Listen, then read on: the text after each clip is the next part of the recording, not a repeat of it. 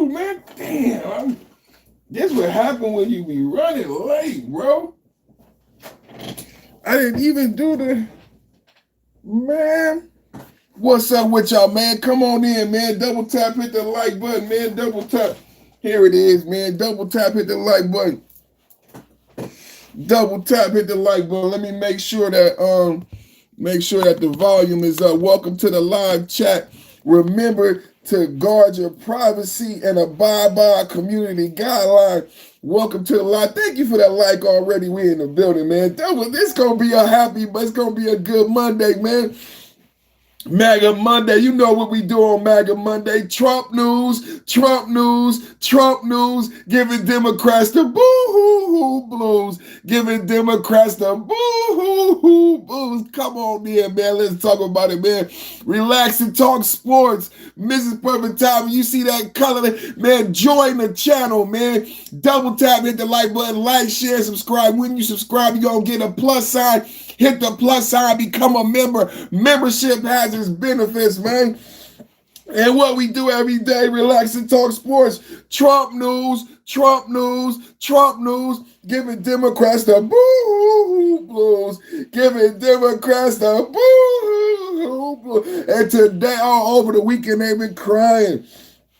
Oh, the Democrat, you know the weekend shows, the Democrats been crying. Marjorie Traitor Greene, is Marjorie Traitor Greene trying to be the white Candace Owens? First, Candace Owens got death threats. Now Marjorie Traitor Greene got death threats. Why everybody want to kill women that nobody likes? Don't nobody like Candace Owens. Don't nobody like Marjorie Traitor Greene. Why do these women think somebody want to? I don't know. We're going to talk about it today. We're going to go over the Marjorie Traitor Greene interview. Trump response, calling Mtg a traitor. Trump, all hands down. There's no lines. MAGA full blown, full blast, going max. Monday MAGA morning, mega magnificent, man. Man, we not holding back. Trump said it all. But I predicted it that MTG was up to no good. I would not be surprised if MTG runs as a Democrat. It was a lot of people who were never truly Republicans, never truly all these comedians, all of these people who could masquerading as Republicans. MTG is a liberal Democrat masquerading. Did you see how much she blended in with those Democrats on Capitol Hill? Because it's all a masquerade. It's been a masquerade from the beginning. How easily do you jump ship, Marjorie Traitor Greene? And then today, we got some news I'm going to break. Do you guys know this is why you come to this channel, for the #1 debate on politics? Jasmine Crockett. I got a breaking story on Jasmine Crockett. And then for all of my listeners, Mrs. Perfect Time, relax and talk sports, double tap at the like button, like, share, subscribe. For all of my subscribers and listeners who have been watching me, paying attention, learning and growing politically, becoming more politically advantageous with every episode. All of you who stuck with me through the 43-day shutdown, who understand going back to when Jasmine Crockett got on a jet plane. Do y'all remember the famous song that we coined here? I'm leaving on a jet plane, don't know when she'll be back again. You guys don't know how epic that was. Let's do it again. For all the player haters in the back, we're leaving on a jet plane. Jasmine Crockett's never coming back again. Yeah, baby.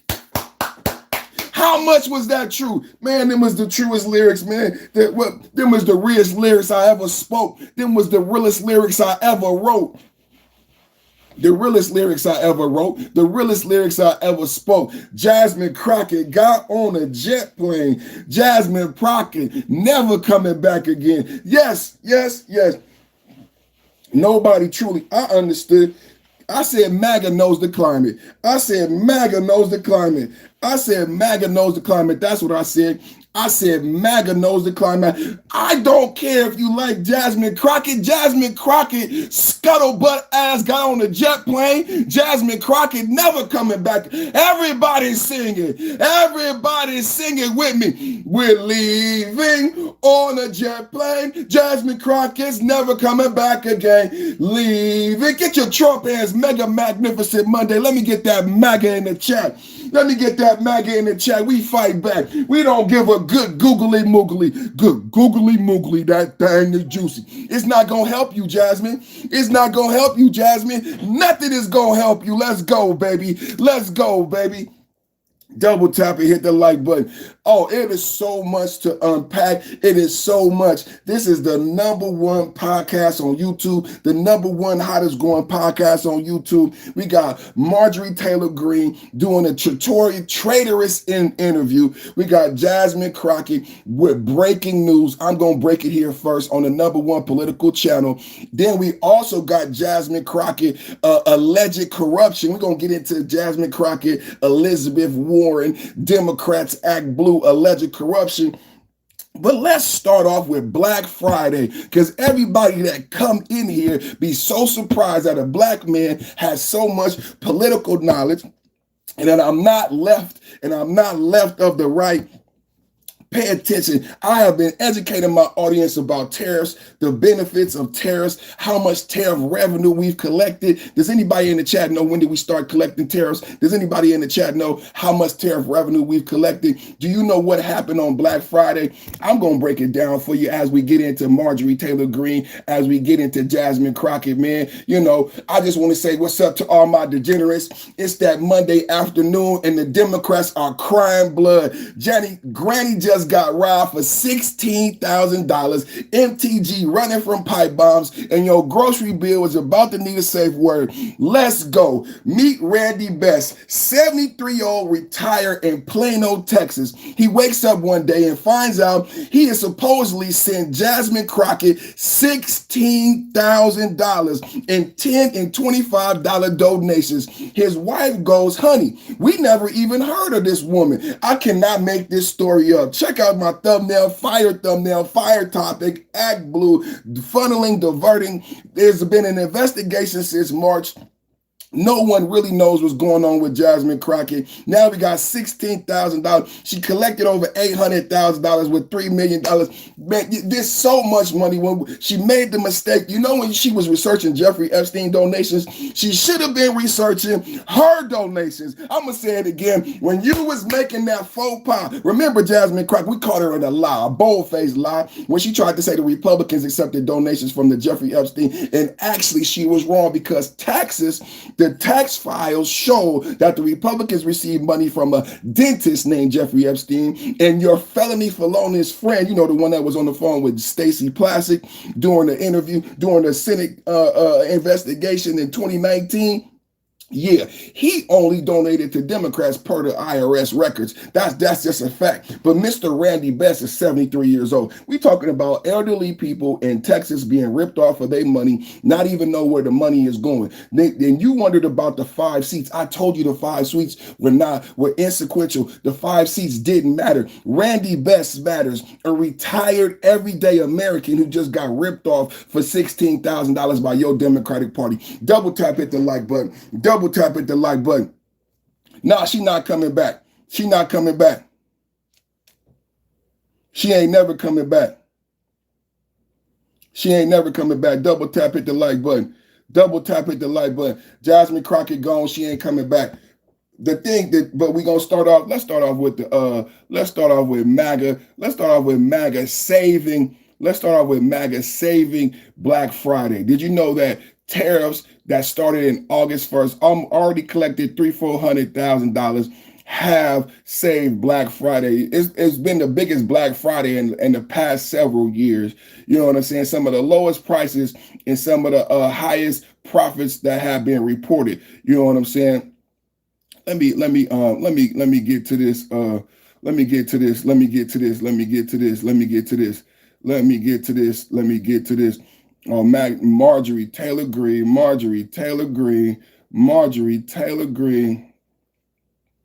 Where is this at, man? I wanted to tell the people about these tariffs, man, because I've been teaching people about these tariffs, but $700 billion invested by Japan, you know what I'm saying, about the tariff trade war. And now the inflation, people talk about inflation. Inflation was supposed to be 7%. It's actually, inflation is supposed to be 13%. It's actually half of that.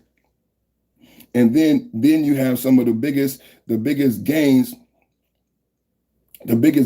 in The biggest gains in Black Friday history. In Black Friday history. You understand what I'm saying? So we're going to start off with the tariffs, with Black Friday history. You know what I'm saying? Because I've been talking about these tariffs. And then don't forget about the $2,000 rebate checks that's coming. Don't forget about the $2,000 rebate checks that's coming. You hear what I'm saying? Tariff tsunami. Black Friday wins. The record 11.8 billion online shopping spree over Black Friday. Double tap at the like button. Double tap at the like button. You're watching the #1 podcast in the land, man. You are watching the #1 podcast for geopolitical debate. Double tap at the like button. A lot of you watching me a little bit older, you don't know how to hit the like button. 3 ellipses in the top right-hand corner. Hit those 3 ellipses in the top right-hand corner. Hit that like. In the bottom right-hand corner, you got a downward facing chevron. Hit that downward facing chevron, and you can go ahead and hit the heart, hit the laugh emoji. Join the channel. Like, share, and subscribe. When you join, you get special access to special emojis. Special membership has its benefits. Special member-only live streams. This is the #1 channel. Join the channel. Don't just subscribe. Hit the plus sign. Become a member of the #1 political discourse on YouTube right now. Somebody in the chat said the $1,500 check will be $1,000 by the time they send it, then $500 by the time you get it, and $50 by the time you deposit it. You must be too young to remember during Donald Trump's, when was the last time you got a stimulus check? Because there was no stimulus check under Biden. Do you understand? But there was a stimulus check under Donald Trump. And how much was it? It was the full $2,000, but everybody didn't get it. So if you owe child support, you probably owe child support. If you a felon, if you incarcerated, you're not gonna get it. So don't play a hate on everyday Americans who are doing everything right, who qualify for the stimulus. On this channel, I already said how much it's gonna cost to give the I did the numbers already. It's like $300 billion is what we need to pay out. Not everybody's gonna get a stimulus. It's only the head of household. It's just the same thing about filing your taxes. You know what I'm saying? Do you understand what I'm saying? But see, people don't remember Donald Trump already gave out a stimulus, so that joke doesn't hit here. You understand what I'm saying? It's just somebody ignorant who wants to play hate on the fact that Americans are going to benefit from the tariffs.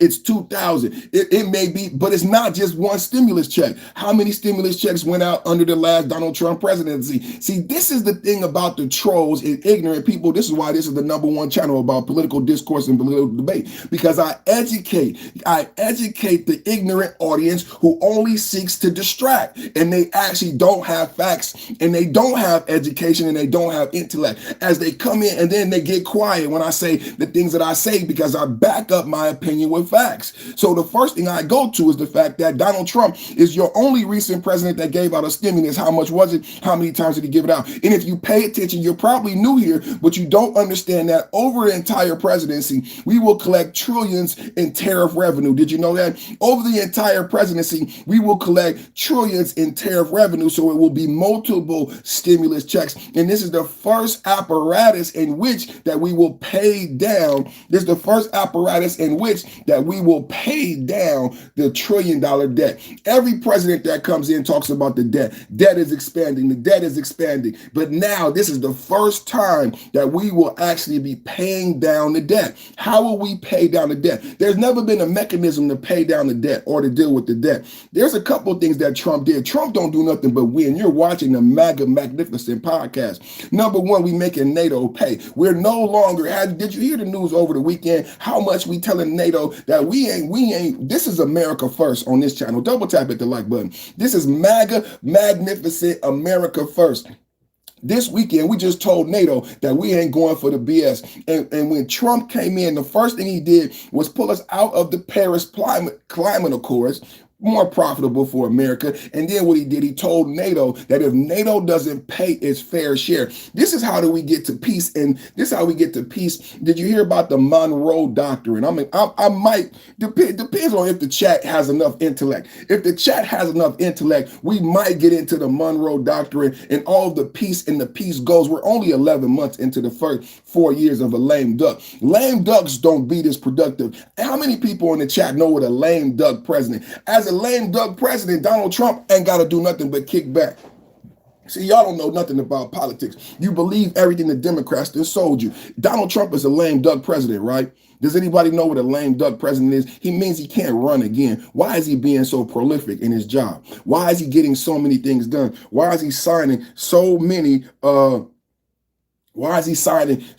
executive orders? Why did he pass the big, beautiful bill? He didn't have to pass the big, beautiful bill. Donald Trump's already a billionaire. This is one of the largest legislations that's been passed in 10 years. See, the Democrats want you to think about this presidency from the wrong perspective.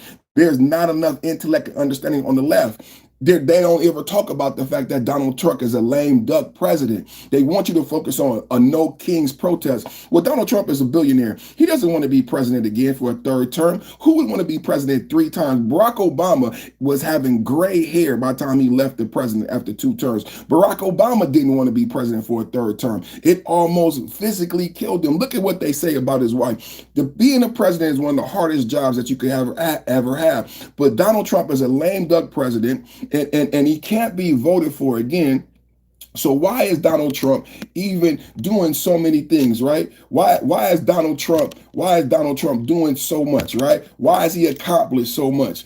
Everybody in the chat, I need you to hit the like button. I'm going to ask a favor to everybody watching right now. If you're learning something, if you benefited, go ahead, double tap, hit the like button. We're going to continue with the most based Gomax MAGA podcast in the building. Right now, we're talking about a tariff tsunami and Black Friday being saved by the Donald Trump tariffs. And last week, I read from, was it Jerome Powell, the Fed chair? How many people even know the name of the Fed chair? That's why I'm the host, but I know the name of the Fed chair. I read reports here from the Fed chair, and I broke down because for like 3 months as I discussed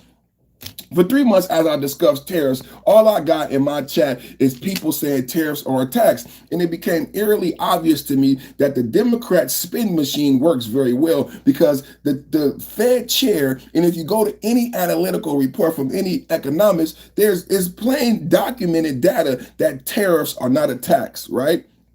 Tariffs should not and will not be passed on to the consumer. I gave example of the MAGA dollar being strong, right? I gave examples about Target. I gave examples about Bud Light. I gave examples about Cracker Barrel. And when the MAGA dollars said, if you don't change the label back for Cracker Barrel lost hundreds of millions of dollars. When MAGA dollars said, if you don't change that campaign of that person that we don't agree with, Bud Light. Remember Kid Rock shooting up Bud Light, and Bud Light lost hundreds of millions of dollars.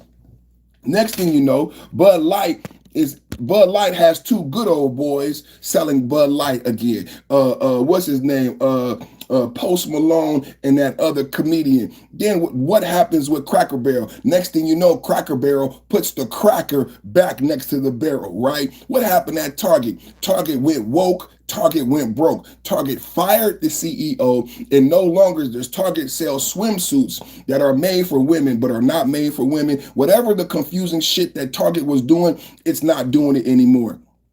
No, nobody says it's a tax. I read to you from Jerome Powell, Fed chair. See, they don't come in with knowledge. They don't know the name of the Fed chair. If you're going to make a comment, I'll let you stay in the chat if you actually have knowledge about this topic. And you're not just going to say it's a tax, it's a tax, it's a tax. Do you know who the Fed chair is? Huh? Do you know how the Fed... I just need you to know one thing before you troll. I just need you to know one piece of information. And the Fed chair said... directly to the American people because he kept hearing it, right? The Fed chair said it directly to the American people because he kept hearing it. Tariffs are not a tax. And I broke it down. But now let's talk about how tariffs saved Black Friday. Tariff tsunami, Black Friday wins. A record $11.8 billion online shopping spree over Black Friday. Trump touting it as proof his tariffs are winning against China. That is the proof right there. Record Black Friday spending $11.8 billion online alone. And this is a record for Black Friday, and this is in the middle of a tariff tsunami. So I don't want to hear shit about tariffs and taxes when this has been the biggest, highest spending Christmas season that you've seen in the past 10 years with Donald Trump tariffs average rate now at 16%. These are the highest tariffs since the 30s. Did you hear what I said? Since the 19th century, since the 1930s, Donald Trump putting America first again. Donald Trump putting America first again. These are the highest tariffs since the 1930s. And we still hit records, 11.8 billion online. That's just online. That's not the total number. And the numbers are still coming in because the Christmas season is not over. We got 18 days until Christmas. And we also got about 20 some odd days until the Affordable Care Act subsidies expire and Medicare goes up and a lot of bills go up. Don't forget that the big, beautiful bill is going into effect. Everybody on food stamps has been asked to reapply. Don't forget, when the next time it comes time for you to recertify in 2026. Hello, can we have a real talk this morning? I said next time it comes time for you to recertify in 2020 and 2026, you may not qualify for those food stamps. You may not qualify for that Section 8. You may not qualify unless you got a job and you got work requirements, 20-hour work requirements. Big beautiful bill, big beautiful bill. MAGA Magnificent Monday. MAGA Magnificent Monday. MAGA Magnificent Monday.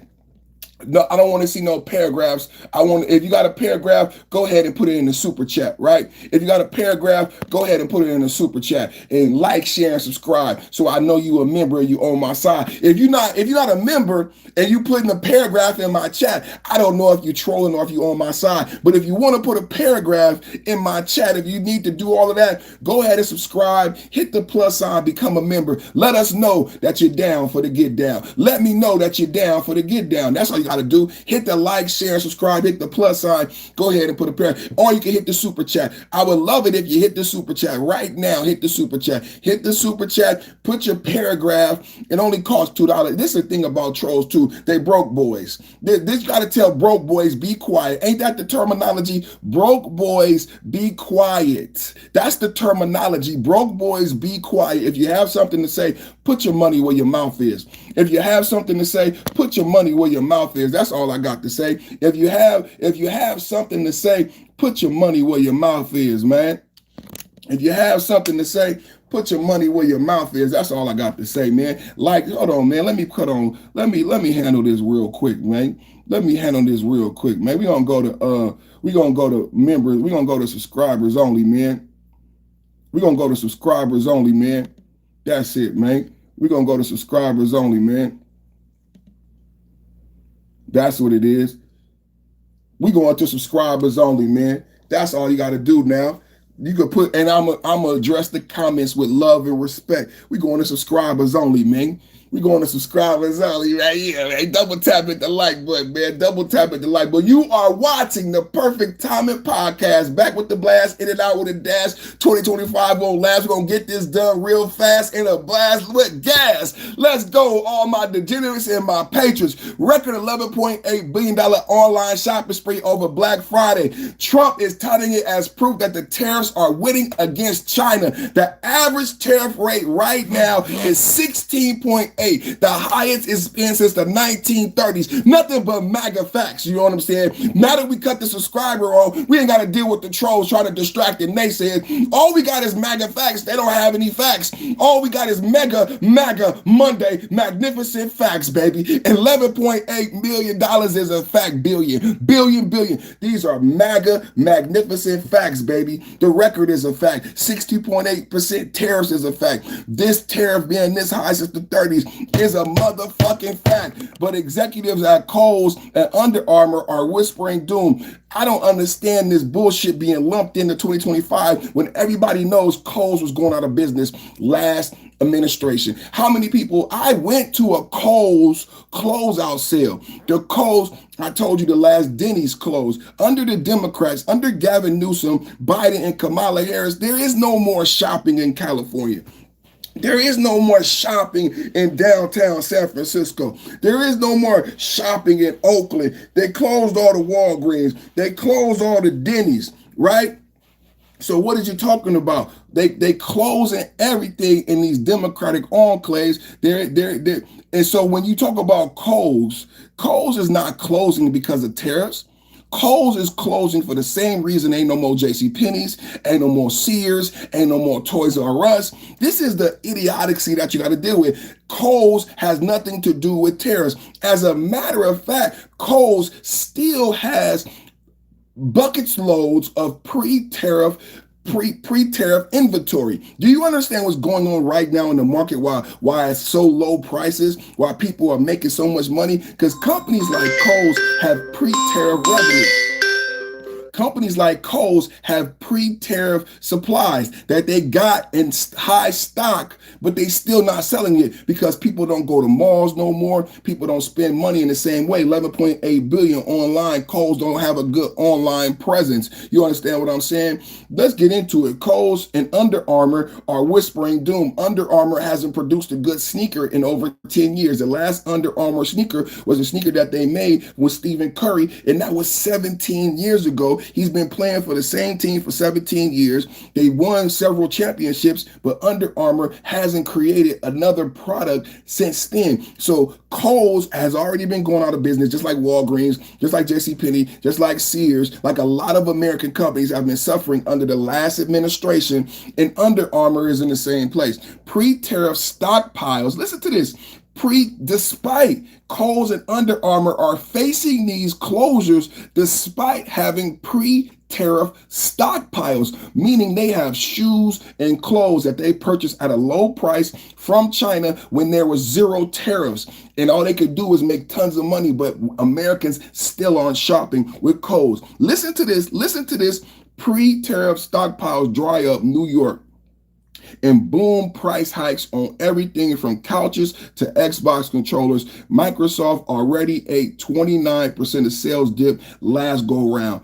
Economists say consumers feel the sting soon, despite holiday discounts masking it. So they're saying that there's going to be some sting in 2026, which is why you're going to have those $2,000 checks. But I agree, the subsidies on the ACA are going to expire. We still are owed a budget. There are a lot of things leading up to possibly the people feeling a sting in 2026. We have still another budget fight coming at the end of January. We still don't have a budget, ladies and gentlemen. There's a potential that the government could be shut down again. That could raise prices and spike and throw the economy out of whack. We still don't have a budget. We still got to have a showdown. And it's a shame that in American politics, no matter if you're on the right or the left, in order for the American people to have a budget, we're going to have a showdown, another one at the end of January. Now, keep that in mind. You have to have a budget showdown because the American people still don't have a budget, and the ACA subsidies are going to expire, and the big, beautiful bill goes into effect. Those tax breaks go to the rich, and those tax cuts come to everybody else. Do y'all understand what is going on in American politics? I said those tax breaks go to the rich, and those tax cuts come to everybody. Y'all don't understand what's going on. Entitlement pool shrinks, 20-hour work week requirements for benefits, and everybody in 2026 is going to have to reapply for your food stamps, for your cash aid, for your WIC. Women and children. Do you know what WIC is? Men can't even get WIC. WIC is something that I think all Americans would say, if there's a hungry baby, if there's a hungry mother, give her milk, give her cereal. Nobody will argue that. I will pay the $5 out my. I think every agrees I can spare $5 out my paycheck. Women and children for number one country in the world, richest country in the world. Yes, we can have a program called WIC. Is it socialist? Maybe. I don't care. I'm a MAGA Republican, but I still love women and children. Well, surprise, surprise, surprise. Brand new work requirements for WIC. No, it's not just some. Most times when changes came to welfare, it would be targeted change. The big beautiful bill has put a broad stroke across all entitlements.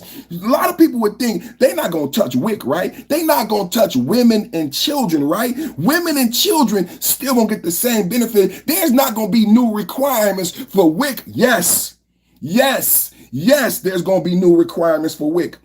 There's going to be new requirements for Section 8. There's going to be new requirements. Project 2025, Heritage Foundation. Rachel Maddow read it to you. We are talking about the tariff tsunami. Despite tariffs And tariffs are the reason you're going to get the stimulus check in 2026. And that's just going to be one of a cup. I think you might get, in the Trump administration, we might get $2,000 or $2,000. I think the last time did we get two? I think we got two stimulus checks, right? And based on the tariffs and the revenue being collected. Now, what about the taxes generated? Now, if we are selling, that means America is collecting sales taxes. States are making money. Everybody made money in Black Friday 2025 despite Donald Trump tariffs. Can we have a talk?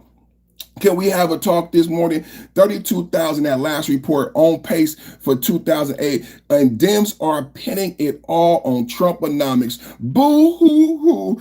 Trump news, Trump news, Trump news, giving Democrats the Boo-Hoo Blues, giving Democrats the Boo-Hoo Blues, baby. Nothing is better than this podcast, man. Welcome to all of my degenerates. Welcome to all of my patriots. I need y'all to tap in, put on your seatbelts, get ready for the #1 base podcast in the building. I didn't even go over the Monroe Doctrine because we got so many haymakers. We got so many haymakers. We got so much that took place. Crockett took $16,000 from Granny in a scam. MTG talks about pipe bombs in a 60 Minutes interview. Did you know about the 60 Minutes interview pipe bomb breakup? In your $800 couch, the Trump tariff massacre begins. I can't make this up. ActBlue fraud, MAGA civil war, Black Friday, last gas. Welcome to the Trump price hike hellscape. Jasmine mystery checks, Marjorie Traitor Greene, Trump divorce papers, and your grocery bill on suicide watch. Elderly ghost donors, Traitor Greene, and $7 milk. Trump gave Dems the ultimate Boo-Hoo Blues. Y'all not ready. Y'all not ready for the #1 base podcast. Y'all know somebody just hit the $2 super chat. Shout out to Mrs. Perfect Timing with the $2 super chat. Desiree said, how it do? What's up with you, Desiree? Become a member, Desiree. We got a sale going on right now. Hit the plus sign so I know you're down with the cause and down by law. Let the plus sign, man, join the channel. We got a special. Look at that thumbnail, man. Fire thumbnail, man. Fire thumbnail, man. FEC probe into Comer. Come on now. Meet Randy Best. Let me get y'all set up. We're gonna go into. We just talked about tariffs. Let's go on to Jasmine Crockett. Let's go on to Jasmine Crockett, because Jasmine Crockett is great fodder. I'm enjoying how you present your word. Thank you so much. Come on, man. Jasmine Crockett is great fodder for us. Let's have a talk. We talked about these 5 seats. We talked about a special election.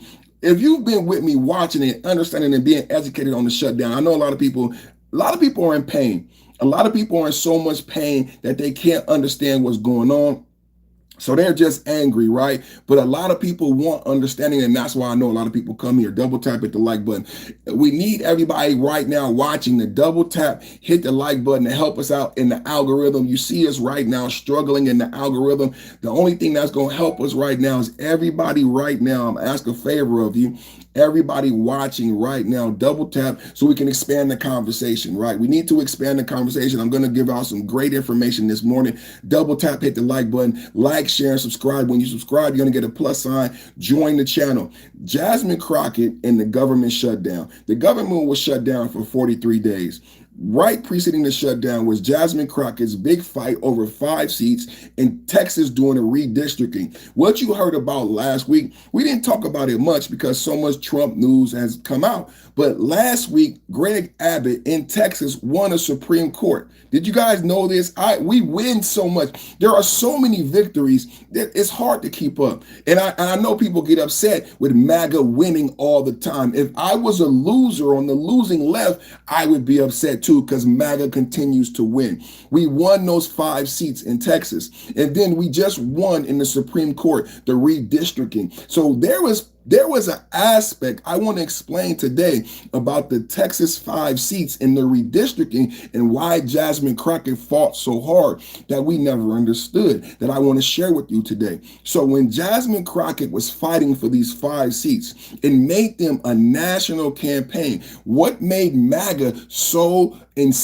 so upset is that Jasmine Crockett made these 5 Texas seats. In the Texas demographics, we all know Texas is red as a cowboy boot.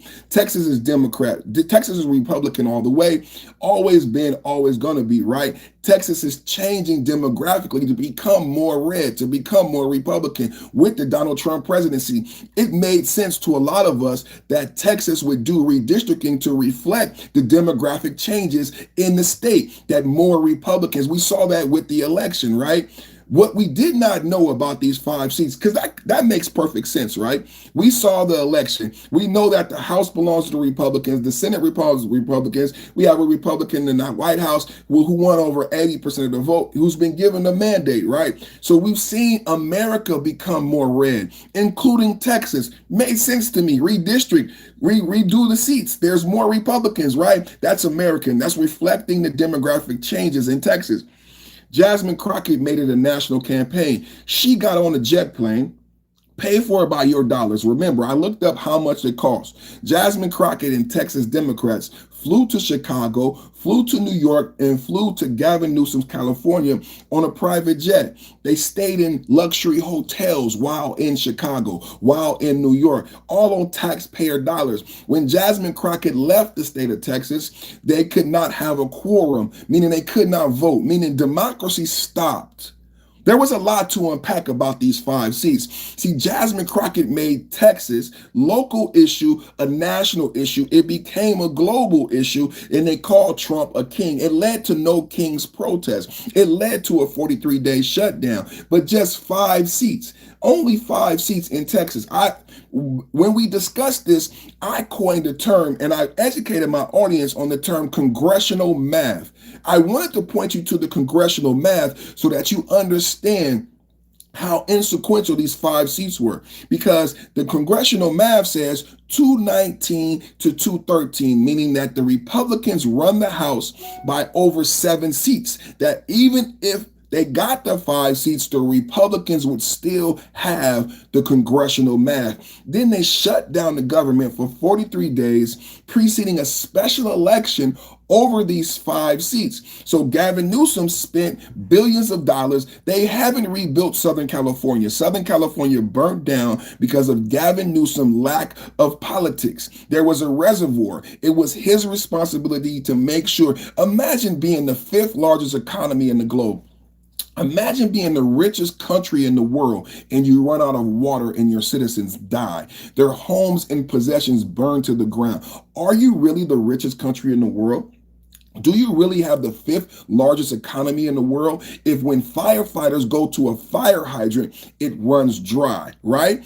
So Jasmine Crockett and the Democrats, the DNC, remember, you know what the DNC is, right? The DNC still has $32,000 of Jeffrey Epstein dollars. So the DNC makes the 5 seats in Texas a national Democratic issue. It's no longer a local Texas issue. It has become an issue for the Democrats on a national level, to the point where the California governor is going to help and support Jasmine Crockett in her fight. Did you guys understand how big this thing got? I said these 5 local seats in a Republican Texas that's been Republican since we were children, that's gonna be Republican, became a national issue. And here comes big bad Gavin Newsom to save the day. Gavin Newsom, governor of California, says, we're going to help out Jasmine Crockett. We're going to run a special election in California. And if you lose those 5 seats, we'll get the 5 seats back. But some people be subscribing just to say stupid shit. People be subscribing just to say stupid shit. Let me get you reported, get your ass up out of here. It's crazy. Crazy.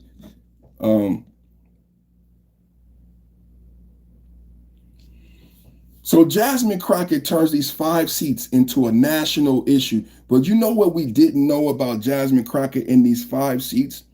Jasmine Crockett seat is one of the seats in question.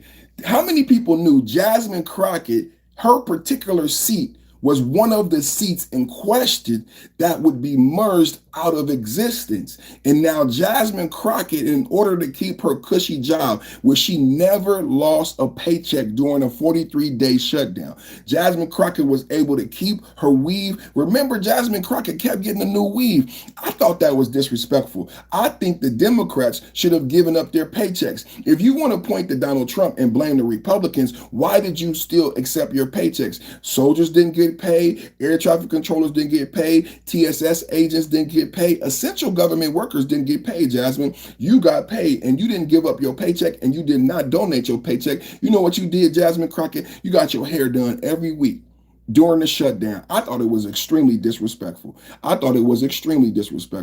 Jasmine Crockett's seat was one of the seats that were going to be compromised by the redistricting in Texas. How many people knew that? How many people knew that Jasmine Crockett's seat was one of the seats that would be compromised on the 5 seats being redistricted in the Texas House?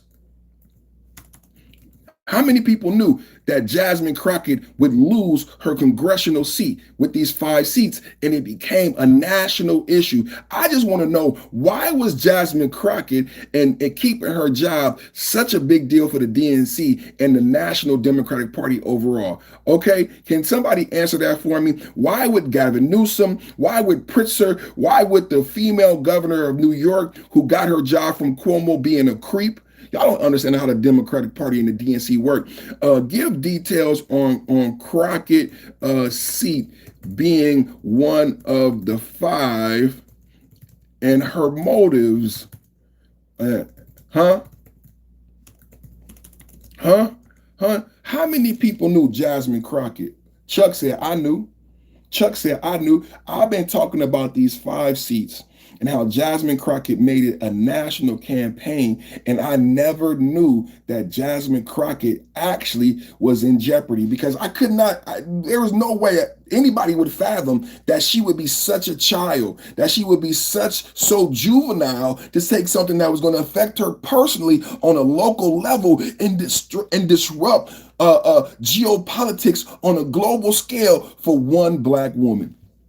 Did you know that's what happened for one Black woman's job? Did you know that's what happened? California and Gavin Newsom spent billions of dollars. I credited donors like the Siebel. You don't know who Siebel, the Siebel building in Emeryville? That's when we talked about no more Denny's and no more Walgreens in Oakland, because the last Denny's was right next to the Siebel building. Well, Tom Siebel gave hundreds of millions of dollars to the special election in California to help Jasmine Crockett keep her job, and nobody understood that. We're going to educate you today. Why was those 5 seats so important? Why did you not get paid? Why did you lose your food stamps? Well, we're going to learn a lot today before I give you the breaking news, because Jasmine Crockett lost her job, and now Jasmine Crockett wants a new job. The AOC and the squad and Il Omar, because now Trump is in Minneapolis and we have exposed. Did you know Il Omar was connected to the Somalians who stole millions of dollars from America? Il Omar is not going to get reelected. The squad is going to get fired. There's time for the squad to go. But see, the squad wants to get promoted from fry cook. The squad wants to get off of fries. Nobody wants to be on fries. The grease gets in your face. You get breaking out with zits. The squad wants to get promoted. Jasmine Crockett is looking for a promotion. AOC is looking for a promotion. And Ilahana wants to save her job. Let's get into these 5 seats. Crockett House seat booted by GOP Jerry Crockett Senate lead is straight pot down. The firebrand Dems who've been torching MAGA on C-SPAN now gunning for John Crone's throne, all while her House seat got carved up like Thanksgiving turkey. And yeah, Texas is the massacre Republican defense in a 2026 map where Dems need 4 flips to snag the majority. Part of the core 5 competitive seats everyone's buzzing about. Let's unpack the deets. Here, her ousted seat, the karma majorities in Senate battlefield. Crockett safe, Dallas area, Texas 30 district. Democrats plus 25 stronghold. She's held since 2022, got obliterated in Texas mid-decade redistricting frenzy this summer. Signed by Governor Abbott, August 2025. Trump himself backed the push, cheering it has a path to 5 extra GOP seats. Upheld by SCOTUS last week after lower courts met. The redistricting map. That's why I said MAGA always winning a mega magnificent Monday. I'm not just talking. I got the facts to back up this shit right now. Not only did Greg Abbott get his 5 seats, but the SCOTUS, the Supreme Court, just confirmed the redistricting map. So it ain't no joke about Jasmine Crockett losing her job. Critics, including Crockett, scream radical gerrymander. The new map dilutes Black and Latino voting power in the DFW, folding her 766,000 person district into a redoer turf. Now, Texas 24 or a Frankenstein hybrid. Jasmine Crockett lost her district. Jasmine Crockett, 700, and that's because you were not speaking, you dealing with national issues. You're not talking about the local issues of your district. Instead, you focused on Gavin Newsom. Instead, you're focused on New York. Texas people do not like that, Jasmine. Jasmine Crockett, Texas people do not want a representative that cares more about New York and California than your local constituents. That's how Jasmine Crockett lost her job. That's how Jasmine, I'm about to announce it. I'm about to announce it right now. That's why I'm doing this lead up. I'm laying the foundation. Don't get excited. You're giving it all away. You're giving it all away. I need to let people know why Jasmine Crockett fought for those 5 seats. I need to let people know what the DNC and Gavin Newsom and Illinois and New York was doing by helping Jasmine Crockett make those 5 seats a national issue. They were helping her, trying to elevate her in the Democratic stature. Do you understand that? That was a campaign. I've been telling you, Gavin Newsom's been running for president. He's going to do a 4-year campaign. Jasmine Crockett's 5 seats was part of her campaign. Pay attention. Pay attention. They always knew they were going to lose those 5 seats. And even if they did not lose the 5 seats, the congressional map still gave the House to the Republicans. The 5 seats never mattered. If you understood the congressional map and how things become a law, the 5 seats never mattered. The 5 seats never mattered. She was going to lose her job regardless. She has not been responding to her constituents. The 5 seats never mattered. Pay attention. Pay attention. Jasmine Crockett just lost her district. One of the 5 seats in question that she never told us. Gavin Newsom never told us. Nobody ever told us about the 5 seats in Texas being Jasmine Crockett. That Jasmine Crockett's district would be folded. Why wasn't she arguing for her Black and Latinos then? Jasmine Crockett, I have a question. Why weren't you advocating for the Black and Latinos in your district? Instead, you arguing about 5 seats. No one understands this. Not even your constituents know that they are now part of a brand new service area. And now you have to run. Now think about this. MTG quit and gave up. Jasmine Crockett, what she's really doing is quitting and giving up. Jasmine Crockett today, she's not announcing a Senate race. Jasmine Crockett quit. She quit because she knew she couldn't win. Marjorie Traitor Greene quit because she knew she couldn't win. So what are the results of the redistricting? Jasmine Crockett now is folded into a larger district that is more red than it is blue. Jasmine Crockett has the opportunity to run still, but she instead wants to quit. Jasmine Crockett could still win and run and win, but she would have to win over a Republican majority. She doesn't want to do that. Or the people who put the money behind Jasmine Crockett don't want to waste the money. ActBlue, fraudulent too. ActBlue, fraudulent too. I said the people who put the money behind Jasmine Crockett don't want to waste the money on a House race that cannot be won after her district has been folded into a majority Republican district, because politics is all about money, baby. And Jasmine Crockett don't got the millions of dollars to run for office. She would need millions and millions of dollars to run for that House seat. Is it plausible or possible that she can beat that Republican in district? No. So they're not running. Let me keep going. 760,000 district has now been folded into District 24, a Frankenstein hybrid. It's one of the 5 seats Republicans explicitly redrew for advantage, slashing Democratic strongholds like hers. Vassey's Texas 33 and Johnson's 32. Did you hear me? Vassey's 33 slash Johnson's 32 slash to create 5 net GOP pickups. Turning blue-leaning spots into Republican. And it is not magic. The reason why it was done, because demographics are changing to be leaning more Republican. They making it seem like this is still a Democratic stronghold. It's no longer a Democratic stronghold. These states, these counties and districts and regions are becoming and leaning more red. It's called fatigue. It's called fatigue. Double tap at the like button. I need everybody watching who's learning and benefiting to double tap and hit the like button. Like, share, subscribe. You want to join the chat? Go ahead and subscribe. You want to join the channel? Hit the plus sign. This is the #1 conversation and discussion for geopolitical debate on the channel, on YouTube right now. No one else understands. Right now, I am announcing the fact that Jasmine Crockett has lost her job in the Congress. She basically quit. And now she is announcing that she is going to run for senator. Did you guys know this? Jasmine Crockett basically quit her job because she can't win, and she announced today, December 8th was the deadline in Texas. I was waiting to hear what was actually going to happen, and I got confirmation. Did you hear what I said? I said December 8th was the deadline, and I received confirmation. I received confirmation. I received confirmation that she is going to run for Senate, right? Crockett called it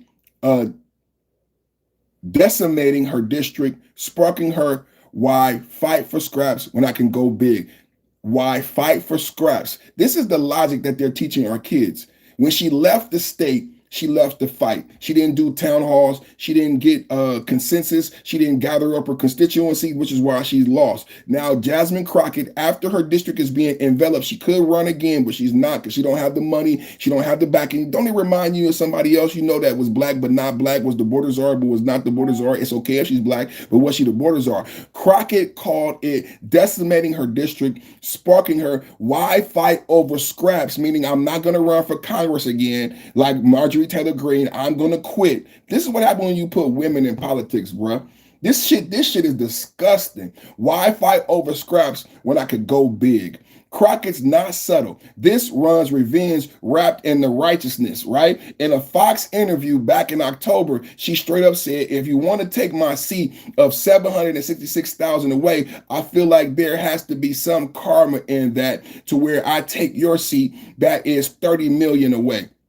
It's personal. Redistricting forced her hand. She had 2 checks ready, one for the House re-election and one for Senate filing. Broader beef, reestablish our Democratic Party. The numbers are great. Diverse growth in Texas, but how do you make them a reality? She's banking on coalition magic. Fire up young progressive suburban women, repo rights, Latinos, econ ops, and black voters over civil rights. All of these are non-issues. Kamala tried to do the same thing. This is not the Democratic base anymore.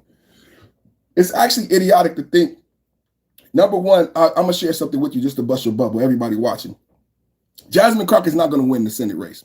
Why? Because it's Texas, and there hasn't been a Democratic senator in Texas for over 30 years. I got the information here, right here somewhere. The Senate landscape for Texas as GOP fortress and slim competitive map. Texas is a Republican crown jewel in 2026, right? Do you understand what's going on? Texas hasn't elected a Democratic senator in hella long. Dems top and maybe only realistic offensive shot in a map stacked against them. 22 GOP seats up versus 13 Dem seats, but only 2 to 4 true battlegrounds. Crony Republican since 2002 is an incumbent, but messy primary him versus Paxton and Wesley Hunt could bloody the winner. Dems dream of a Trump feuding Paxton as the nominee. Primary in March 2026 Crockett versus Tariffs, her only rival. Jasmine Crockett does well in the primary. No problem with that. Jasmine Crockett will do well in the primary, but there is no way that Jasmine Crockett wins a Senate seat in Texas. We haven't seen a Texas elect a Democratic senator. And come on, put it in the chat. I'm gonna look for it right here. When was the last time Texas elected a Democratic senator? A Democratic senator. Somebody put it in the chat. This is the relevant shit. This is the details that people are not giving you. So Jasmine Crockett is no longer a congresswoman. She lost her job in those 5 seats, but she never told you that was the fight. The last time Texas elected a Democratic senator was in November 1988, over 37 years ago. Texas is red as a cowboy boot. There is, I don't know who's going to pay for it, because you might as well throw money. That's what Mama would say, throwing good money after bad. Jasmine Crockett announced today, December 8th was the deadline for filing. Jasmine Crockett is no longer, she will not rerun for her Congress seat because it has been enveloped in those 5 seats. The Supreme Court already validated that the redistricting is done. Jasmine Crockett's seat is gone. They went to all of the courts. The Supreme Court said, Greg Abbott, you got your redistricting. Jasmine Crockett response to those 5 seats is she is no longer running for Congresswoman. She announced today, this is breaking news, Jasmine Crockett filed today to run for Senate in Texas. This is why I'm giving you this background, that she will not win, and we are done with Jasmine Crockett. She will not win, and we are done with Jasmine Crockett. Texas has not elected, and they just did redistricting. Texas has not elected a Democrat in over 37 years. I'm going to say it again. Last time Texas elected a Democratic U.S. Senator was November 8th, 1988. 37 years ago, Lloyd Bentsen beat Bo Butler 59% to 40% to win a 3rd term. He was LBJ's protege, former House member, and the guy who crushed Dan Quayle in the 88 VP debate with Senator Jack Kennedy. You guys remember that? That was the last Democrat to ever be elected to the Senate from the great state of Texas. And Jasmine Crockett, just like Kamala Harris, does not have the constituency. She does not have the constituency to go from fry cook to shift leader. And they are trying to promote Jasmine Crockett right in your face from fry cook to shift leader, and she keep burning the fucking fries. How can we promote her from fry cook when she can't fucking make French fries? And y'all want to make her shift leader. I can't make this shit up. You can't make this shit up. She can't even fry fucking French fries, and y'all want to make her shift leader. Jasmine Crockett files for Senate today. December 8th was the deadline. Jasmine, 2 things happened today. She's no longer running for Congress, and she is running for senator. Can't make this shit up, bro. Can't make this shit up. Can't make this shit up. Let's go. I got Jasmine Crockett video right here. We got some Jasmine Crockett video right here, and we're going to talk more about it. Long, protracted, nasty primary fight for a statewide office. He said it was time to unite the party, but he said he's running for Congress because he felt like he is the strongest candidate in this race, and he says he wants to shake things up. But I'm going in not just to leave things as they are. I want to shake it up. This Congress has completely abdicated its responsibilities. It's forgotten that it's Article 1 of the Constitution that deals with the Congress.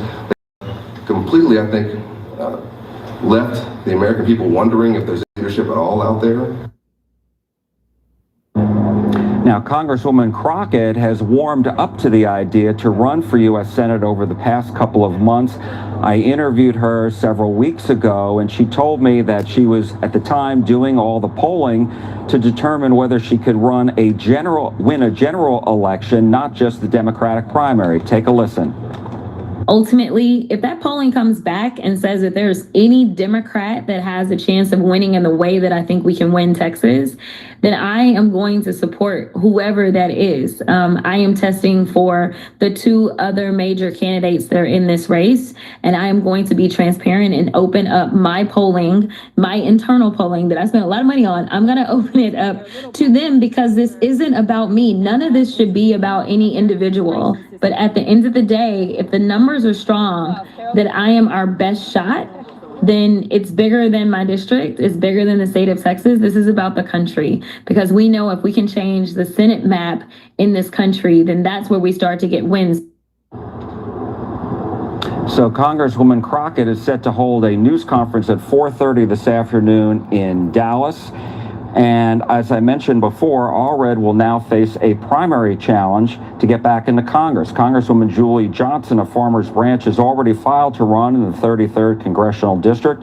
Her seat in the 32nd Congressional District will now become a Republican majority seat, which is why she moved to the 33rd. We know that former LULAC National President Domingo Garcia considered jumping into the race. He told me this morning he has decided not to run.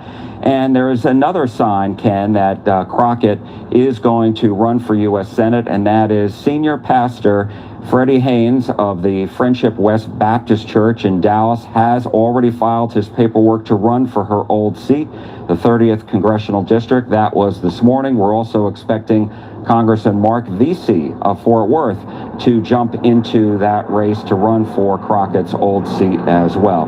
This is a game of political musical chairs because right now there are 3 Democrats representing Congress from North Texas. Under the new maps that were approved, there will only be 2 of them. Ken?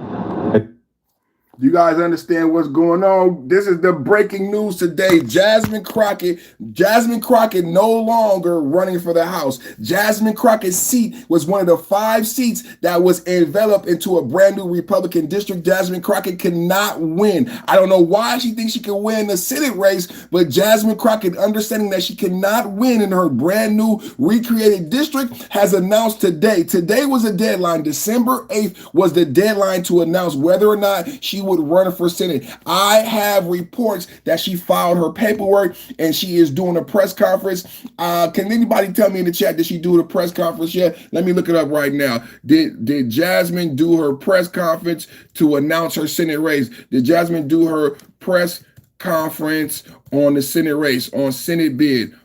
Jasmine Crockett, she filed her paperwork. We got the information that she filed her paperwork. We're just waiting for a video of her to come out and make the announcement. But what we do know, Crockett versus Senator Ted Cruz, good luck with that. What did I just tell everybody in the chat?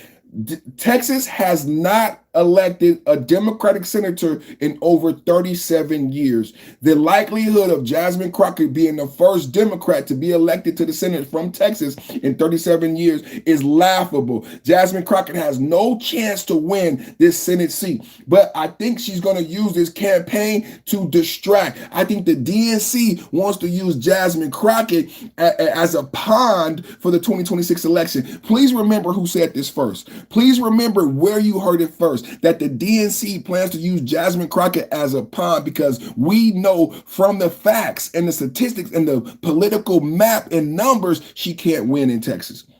They're going to spend hundreds of millions of dollars on her campaign. The question is why? Why would they waste so much money on a losing fight? And what made Jasmine Crockett a national Democratic candidate to where Jasmine Crockett is one of the DNC darlings, to where Gavin Newsom spends so much time and money on special elections, and we learned that he was doing that to save her job. No one ever knew that Gavin Newsom and the DNC wanted to save Jasmine Crockett's district. Why? Who is Jasmine Crockett? Who is backing her? Why do we need her to be a Senate? What do they have planned for Jasmine Crockett? How bad do they want a black woman in the White House? And what is the goal once you get a black woman in the White House? You guys need to pay attention. I'm giving you the play-by-play right now. Jasmine Crockett quit. Marjorie Traitor Greene quit. Why did Marjorie Traitor Greene quit? Because she cannot win. Why did Jasmine Crockett quit? Because she cannot win. What's odd about the story is she can't win the Senate race either. She can't win a Senate race either. It says here, no video has dropped yet. It's literally unfolding as we speak. Local streams and live clips, but here's a pre-game hype. CBS live coverage. They're gonna jump to it. Replay soon. Teased her 30-minute tagline. Jasmine Crockett launches campaign for Texas Democrat Senate primary after Colin Allred drops out. Representative Jasmine Crockett on Monday filed paperwork to run for Democratic primary for U.S. Senate in Texas, a source tells CBS News. Texas, hours ahead of planned news conference where she is set to announce her plan. The announcement is set to be held 90 minutes before the state's 6 p.m. Central Time deadline for candidates to file paperwork to run for upcoming March 3rd primary. In the Democratic primary, Crockett will face State Representative James Tallarico of Austin, whose campaign has generated national headline and who raised a record $6.2 million in the first 3 weeks of his campaign announcement. We haven't heard that type of support for Jasmine Crockett. What's really going on in the DNC in Texas? After Crockett filed her paperwork, Tallarico issued a statement saying, "We're building a movement in Texas fueled by record-breaking grassroots fundraising and 10,000 volunteers who are putting in the work to defeat billionaire mega donors and puppet politicians who have taken over our state." Why would Jasmine Crockett run against someone like this with that type of coalition? You would think the DNC, what's going on with the DNC? When the DNC loses, this is why the DNC loses. They never go with the person who actually has constituency and knows how to run a political campaign, because Tallarico obviously cannot be manipulated because he actually has support. But Jasmine Crockett goes against someone with 10,000 volunteers and a war chest. It would behoove the DNC to get behind him. Jasmine Crockett go run for Senate somewhere else. You have a great oh my God. Let's keep going. Republican incumbent Senator John Cormier, Attorney General Ken Paxton, and U.S. Rep. Wesley Hunt are also locked in closely watched battle for the GOP nomination. The final general election matchup is expected to be one of the most expensive races in the 2026 national cycle. Again, Jasmine Crockett spending money that she doesn't have. The 5 seats spent and waste money in Texas. When Jasmine Crockett left Texas, over those 5 seats that Greg Abbott won and the Supreme Court affirmed are actually legal, Jasmine Crockett cost Texas money, because when she left Texas, they could not have a quorum and they couldn't vote. Politics and democracy basically stopped. Why would you fucking promote someone? What if she gets into the Senate? Will she fucking quit? Will she fucking quit again? Double tap hit the like button. If Jasmine Crockett is elected to the Senate, will she get on another fucking plane if she doesn't get her way and whine and cry and stop politics? I don't think we can afford a cry, whiny baby like Jasmine Crockett, that if she doesn't get her political way, she gets on the fucking jet plane and she stops democracy. Why would you elect that person to the Senate? Why would you give that person more power when she's already giving you an example of what she will do? She got on a plane and Texas stopped. Just like the Democrats stopped the government and you didn't get your food stamps. When Jasmine Crockett got on a plane and left Texas, the government in Texas stopped. They could not vote. Do you understand that? That is her tactic. It is a Marxist, socialist, leftist tactic. And you will be electing a Marxist, socialist, leftist to the Senate. I don't see Texas doing that. Does anybody in the chat see Texas, of all states, Texas, big bad red Texas, electing a Marxist, leftist, black woman to the fucking Senate? It's laughable. It's laughable. Crockett's entry into the race comes after another Democratic Senate candidate, former Representative Colin Allred of Texas, dropped out of the race early Monday. Instead, filing paperwork to run in the Senate race, he opted to file to run in the newly drawn 33rd Congressional District in Dallas. Like the report I played, they are playing musical chairs. So Allred was in the Senate race. He drops out of of the Senate race and now runs as a Democrat in Jasmine Crockett's old district. You can't make this up. Are they trying to confuse the electorate? How can they say they want an educated electorate when you are doing this shuffle business, right? When you are dropping out, Colin is leaving the Senate race, going to the congressional race. Jasmine Crockett is leaving the congressional race and going to the Senate race. This is your DNC. You cannot make this up. When you guys get mad at the Republicans winning, and you should really look at why the Democrats lose. Don't look at the productive Republicans, because Donald Trump is going to keep doing peace. Donald Trump is going to keep doing 21 peace plans, 28-point peace plans. Donald Trump is going to keep getting $700 billion from Japan. Toyota expanding $500 billion across 5 states building. Donald Trump going to keep doing that. We're going to keep winning. You need to understand why the Democrats keep making these damn mistakes and why you keep losing. That's what I would be worried about. As a DNC, why are you moving Colin to the congressional and so soon? Because the primary is in March. The electorate is not keeping up with this shit. Why would you change Colin right before the primary? Why would Jasmine Crockett change right before the primary? Anybody paying attention? Double tap at the like button. Double tap at the like button. Double tap. The Supreme Court ruled last week. This is what my foundation. This was my foundation for this entire discussion today.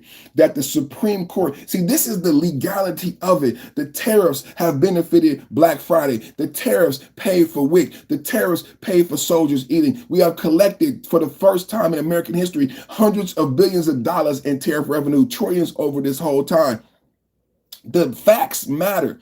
These 5 seats were a result of demographic shifts in Texas, and they were legal. Now, how do you close the door on some of these things? The Supreme Court ruled last week. The Supreme Court ruled, because this is why Jasmine Crockett has to change her argument. Before they were saying, oh, it's illegal. Oh, Donald Trump did it. No, it's not Donald Trump. It's demographics. The country has fatigue. The country has fatigue. We're tired of the Democratic liberal social policies. We didn't want girls and boys in the same bathroom, on the same team. We didn't want any of that shit. We didn't want those swimsuits in Target. We didn't want that boy on the Bud Light can. And they didn't listen to the American people. So the fact of the matter, when the Supreme Court makes a ruling that ICE can wear masks, it matters that the Supreme Court said that ICE can wear a mask. When the chief of police in Minneapolis is telling people to call 911 when you see a mask. When we won in the Supreme Court said ICE can wear a mask. So it matters that the Supreme Court ruled last week that the newly redrawn congressional map in Texas, I said the Supreme Court, SCOTUS ruled last week that the newly redrawn congressional map in Texas could be used in the 2026 election. And I just played a video that said that where there were 5 Democrats, there will only be 2. Somebody put the biblical quote in the chat. When there were, what did the Bible say? When there was 3, there would be 1, there was 2. You heard what I said. Woo! Whoa, that MAGA! Whoa, that MAGA! Whoa, that MAGA! In a statement earlier Monday, Orris said, in the past few days, I've come to believe that a bruising Senate Democratic Party and a runoff would prevent the Democratic Party from going into this critical election unified against the danger posed to our committee and our Constitution by Donald Trump. The only danger posed to the Democratic Party is the Democrats themselves. In this double talk bullshit, when you switch your congressional district, when Jasmine Crockett switches her congressional district, when you choose Tim Walz, when Tim Walz had so much fucking baggage, when Tim Walz was the worst choice, but Kamala Harris was so fucking insecure that she went with the most feckless VP candidate available, and you want to blame Trump. It's not Trump. Trump didn't pick Tim Walz. The most feckless candidate, and you won't even admit it, that Kamala was so insecure, and now we know why she was insecure, because we got the book, 107 Days, when Gavin Newsom didn't call her back, when Obama did not call her back, when Nancy Pelosi did not support her, when Bernie did not support her. Now we know why she chose Tim Walz. Does anybody understand the DNC? This is why you fucking lose, because you're fucking losers. It's not Trump, you're fucking losers. Who told her to pick Tim Walz, bro? Well, we know why she picked Tim Walz. Now, the MAGA always knew. MAGA saw her on her interviews. She would not go on Joe Rogan. She did not go on Tim Dillon. She avoided all the podcast bros. When Charlie Kirk and Barron told their dad, go on Joe Rogan. JD Vance went on Tim Dillon multiple times. She avoided the podcast bros. She fucked herself, and she chose Tim Dillon because she was insecure. She chose Tim Walz because she was insecure. When we saw her refuse to go on Joe Rogan, it became obvious to us why she chose a Tim Walz. But after she writes her book of 107 Days, and you see that she had no support from the Democratic celebrities, she had to pick Tim Walz because she was so insecure about her lack of ability to win. She didn't want a vice president who would outshine her. So the DNC went with the most feckless, the most non-sequential VP candidate fucking possible, Tim Wally World Walz. And you guys crashed and burned, and it was obvious to everybody. Now what do we have? We have Tim Walz, we have Ilhan Omar in Minneapolis, Minnesota. Have you seen anything from Tim Walz? I've been waiting for Tim Walz to come out and do an interview or anything on the mass corruption reported not only by MAGA, but the New York Times. Somalian immigrants collected multi-millions, became princes during the pandemic. Do you know 70 people are going to be indicted for RICO? And I played an interview last week where Jake Trapper asked Ilhan Omar, why was the rampant corruption so bad in the Minneapolis, Minnesota Somali community? Out of all communities in the United States, you wonder why Trump is in Minneapolis? You wonder why the Democrats continue to lose? There is no wondering why the Democrats lose and will lose in 2026. Now it's almost like they're setting up an excuse why you guys are going to lose in 2026. Could you be surprised when Jasmine Crockett loses and Aldred loses after swapping congressional districts and the electorate comes out and say, well, I didn't know who to vote for. I thought Jasmine Crockett was here. When I went into the election booth, it had her name. I didn't know. I'm a Democrat and I support her, but I didn't know who to vote for because the DNC switched the shit around at the last minute. So don't be surprised when you fucking lose in 2026. Just pay attention to the dumb shit you're doing. Switching around seats like musical chairs. And we already have people who are more hyperly focused on their gas and their food. The American public is more hyperly focused on their gas and their food. They're not hyperly focused on whether or not Jasmine Crockett switches districts, right? So they know she's still running, but they don't know what's going on in what district because you haven't educated them. You talked about 5 seats, but instead of talking about the SCOTUS win and what the electorate is facing in 2026, you want people to, you said your coalition is going to be based on reproductive rights. Your coalition is going to be based on Latinos and immigration and blacks and civil rights. Jasmine Crockett thinks she could win the first Democratic Senate seat in 37 years talking about civil rights for blacks. Jasmine Crockett, you are a gorgeous black woman. You are a lawyer and you're running for Senate. What the fuck is wrong with our civil rights? You are a picture of what blacks have become since civil rights. What the fuck is she talking about? Why? We don't need civil rights, Jasmine Crockett. You epitomize that. You're gorgeous. You're a lawyer. You're educated. You're a congresswoman. You're running for Senate. You're a national, globally discussed politician. Black people need a handout. You want to victimize black people to run for Senate? That makes no fucking sense to me. That makes no fucking sense to me. Why Jasmine Carr? Why Jasmine? Deborah Carr in the building coming in late. Salute to you. Salute to you. Thank you. Love you. Just had to respond to the Proud Boys thing. Check. Come on, man. Jasmine Crockett. Jasmine Crockett. Come on, man. Come on, man. Did you guys know Jasmine Crockett is running for the Senate? Deborah Carr. What we talking about today is the tariffs saved Black Friday. We had record spending in Black Friday, over $11 billion, even with the Donald Trump tariffs. Jasmine Crockett is not running for Congress. You know, I've been talking about those 5 seats. I didn't know that those 5 seats, one of those 5 seats was Jasmine Crockett's seat. Jasmine Crockett is no longer going to be in Congress. Colin Allred is running for her seat in Congress, and now she's running for his seat in the Senate. They're doing musical chairs about 3 days before the primary.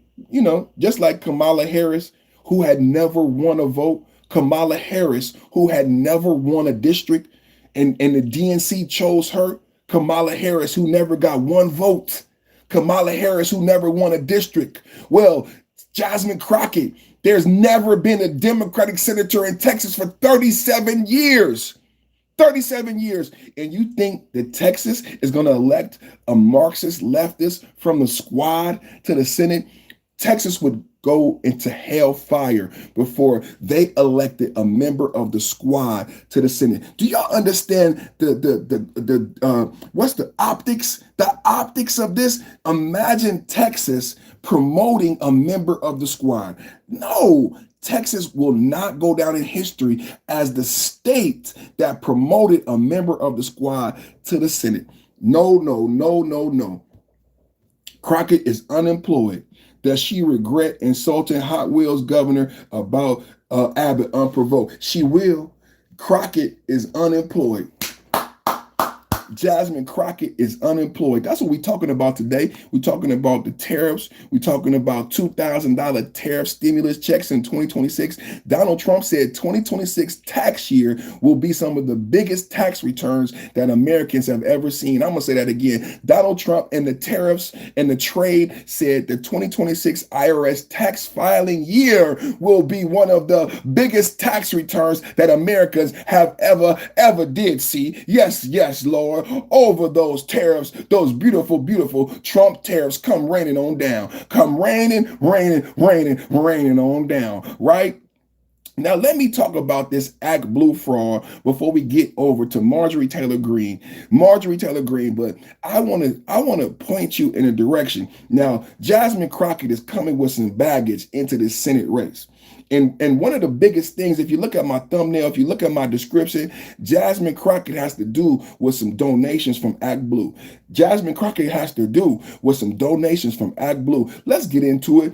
Meet Randy Best, 73-year-old retired Plano, Texas. He wakes up one day and finds out he supposedly sent Jasmine Crockett, listen to this, $16,000.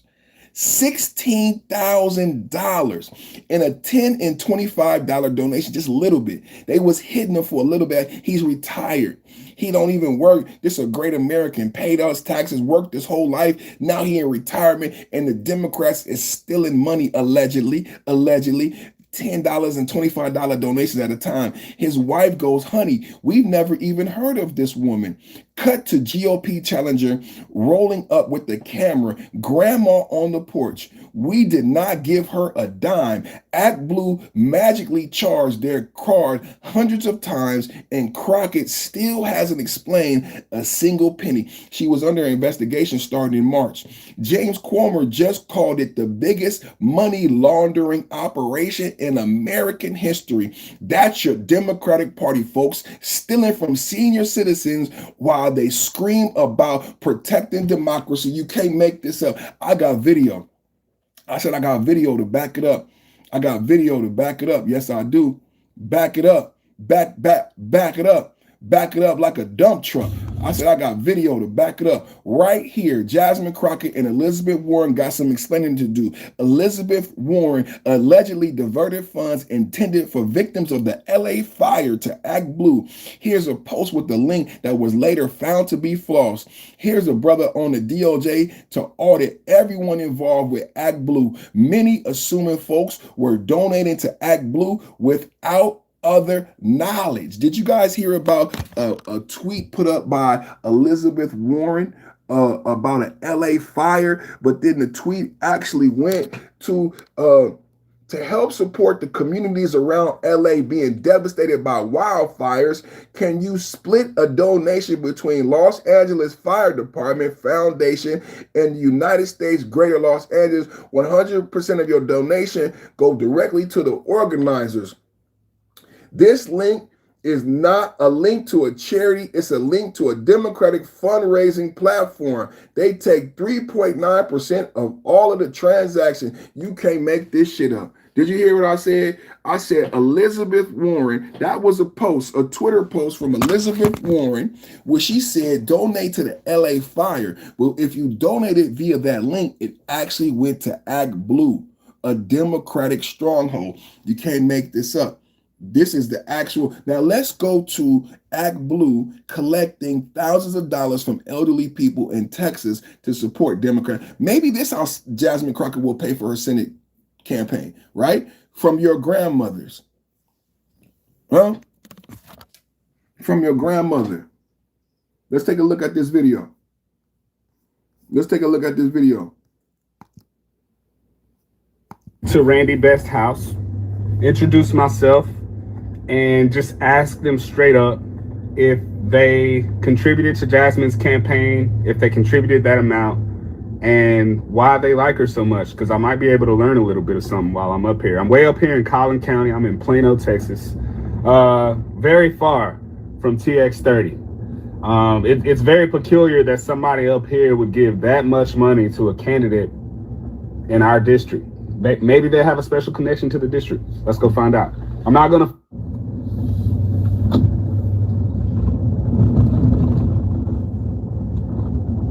All right, here's the house. Here's the house right here. Here we go.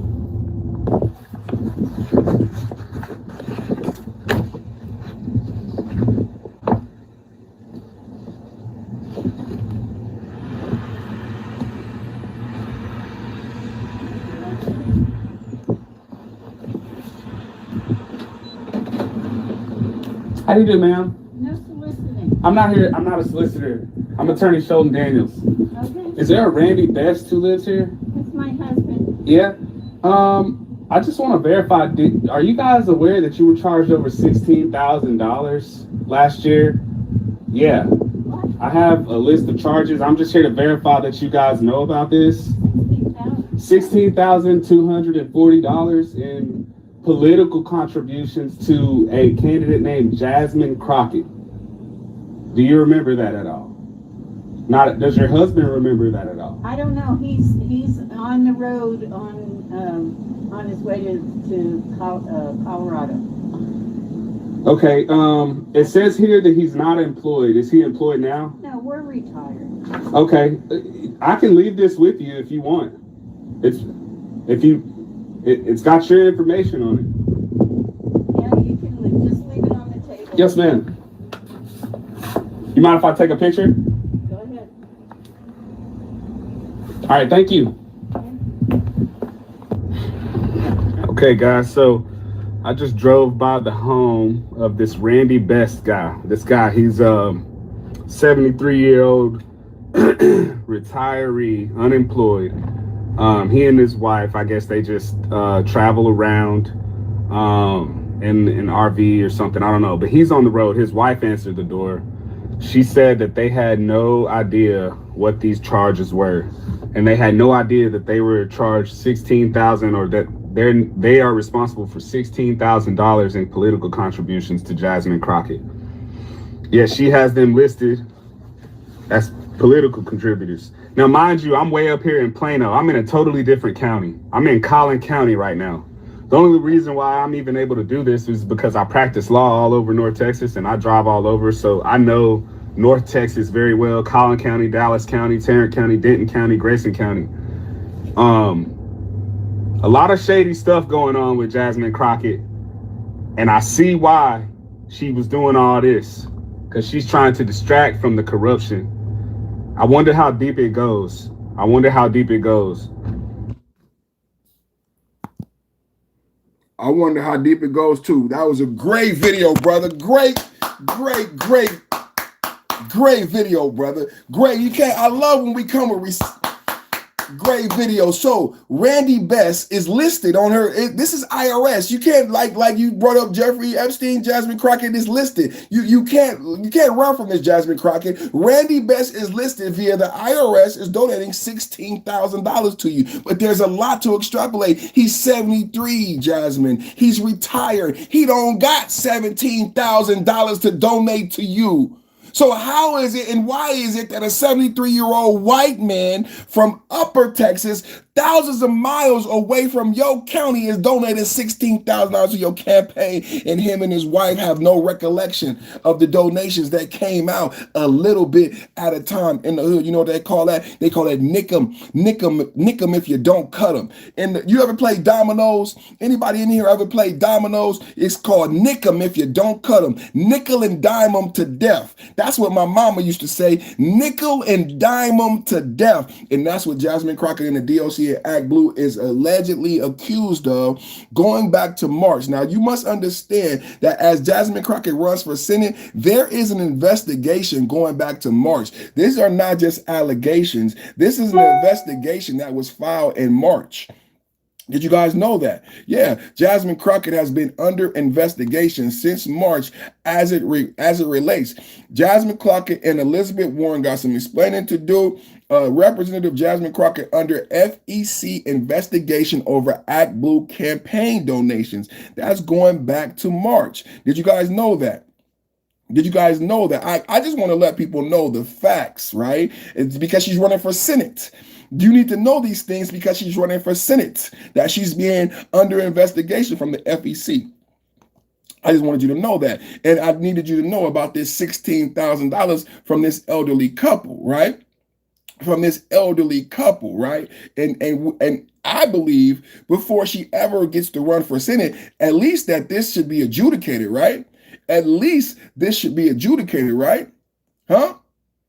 Check out the actual dollar amount the holier than thou senator took from Big Pharma. It should be illegal to vote on health care when you are owned by Big Pharma. Oh, wow. Bernie over 23 million, Pocahontas nearly 11 million, and Raphael 15 million. Let's look at this right here. Pocahontas, you know who Pocahontas is, right? Elizabeth Warren. Elizabeth Warren took 11 million from Big Pharma. Bernie took 23 million. He probably took it to pay for his own health care with his old ass. He needs to retire. Nancy Pelosi retired. I say everybody over the age of 75 in the House and the Senate should go ahead and sit down. I'm tired of the baby boomers, bro. I am tired of the baby boomers, bro. Elizabeth Warren promoted donations for LA wildfire victims, but the funds were routed through ActBlue, a Democratic fundraiser platform that charges 3.9% fee on each contribution. Rather than sending the money directly to the fire relief organization, Warren's campaign directed donations to a partisan processor that siphons off a portion of the funds. The Democrats, this is like Latia James that should be prosecuted, but she wiggled out of her prosecution. Man, it's just sad how the Democrats and everybody just believes that the Democrats are these great people, despite the facts that I put up every day. I'm still waiting for someone to help me understand why dozens of donations were made in my name to ActBlue Democrat candidates in Kansas when I've never been to Kansas nor ever knowingly donated. So here is another gentleman by the name of Matt Van Swoll, and he is saying that he put up a list of donations to ActBlue, but he said he doesn't live in Kansas and he never donated to ActBlue, right? And it gives a link so you can find out whether or not you're on a donor list, right? if you ever donated to ActBlue.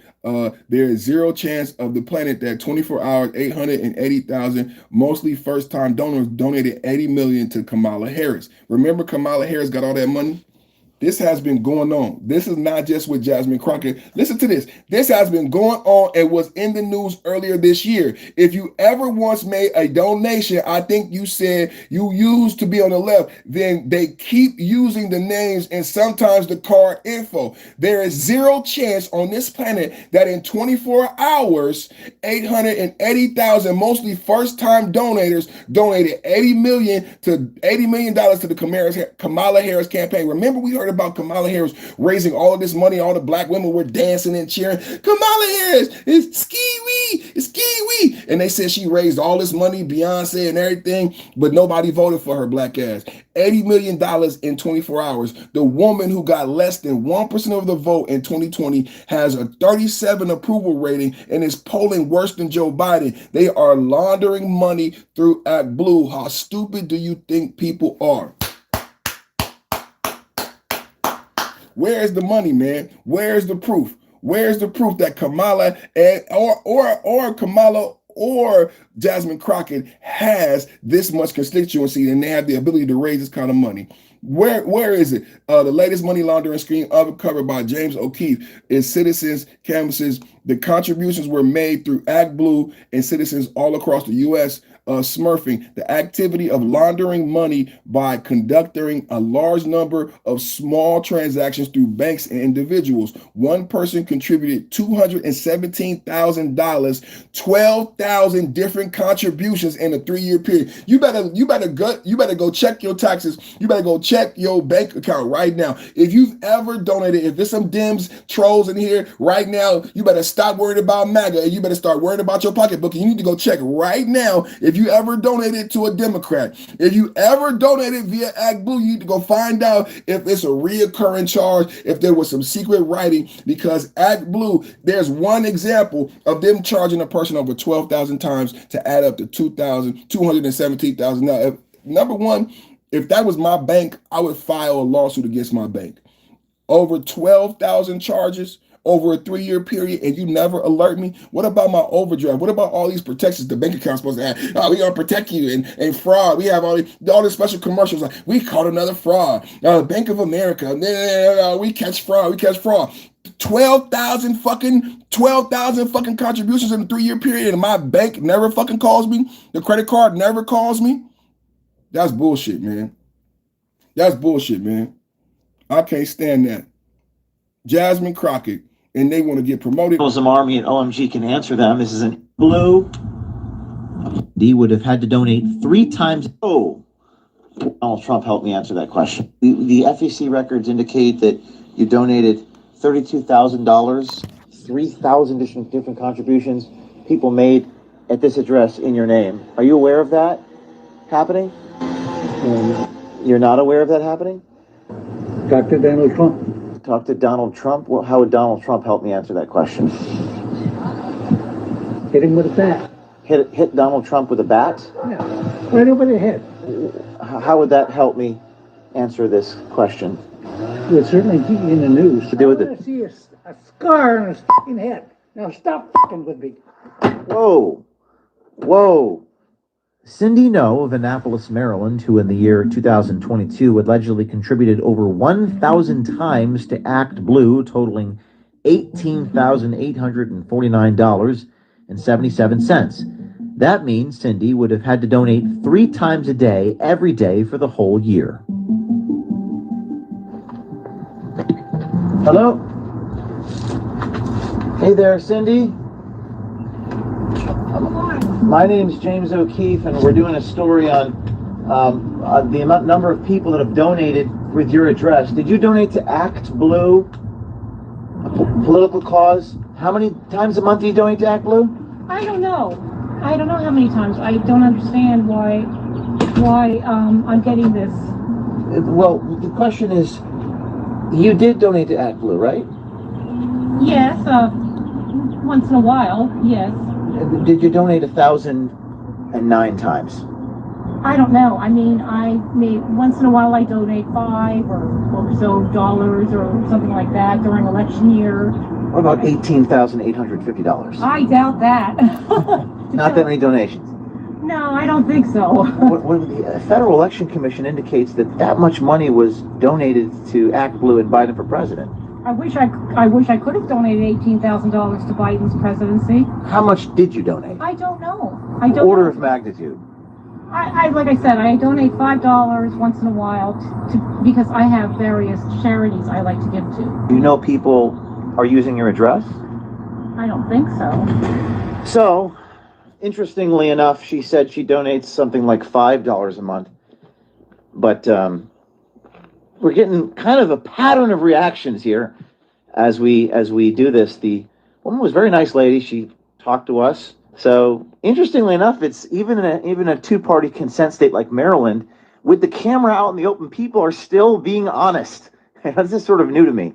Usually we use the covert cameras, but maybe the camera's a truth serum. But does it sound about right? There's been 18,000 contributions Absolutely not. Absolutely not. In the amount of like $170,000. Absolutely not. Really? Yes. Okay. So that's not you doing that? No, it's not. But does the frequency ring a bell that you're donating that much every like 10 times a day sometimes? No. Do you think someone is maybe fraudulently debiting your accounts or something? They must be. ActBlue is the one I use for political donations. And I do not make that kind of political donations. Right. So right here, it's 18,672 different contributions that total an amount of $170,000 and 221 cents. No. So I'm about to call Garland Riggs. He's the excessive small amount donor. So this is what we exposing Democrats today. So I just want to let you know the background of Jasmine Crockett, because I said earlier, who is behind Jasmine Crockett? What is behind these Democratic faux pas? What's really going on with the Democratic Party? I just had to show y'all what was really going on. Y'all want some comedy? Y'all want a little hey, shout out to everybody watching right now. Let's do a comedic relief. Y'all want to do some comedic relief? Double tap and hit the like button. I need 100 likes, man, for my comedic relief, man. This is from Brandon Tatum. It says SMH eating the drive-through order before the EBT card runs. Then it declines and nobody could do anything about it.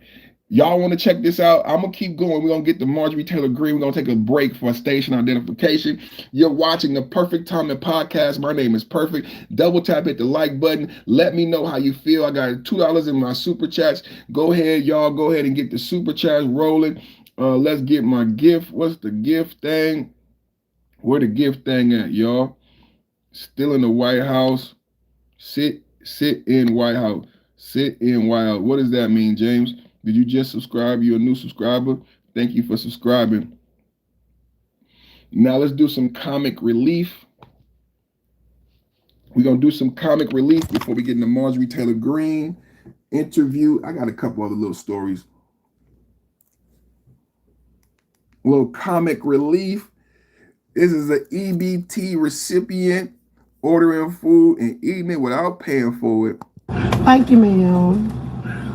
You got my card, right? Yes, ma'am. The code is 1555. Okay, you can run that card, ma'am.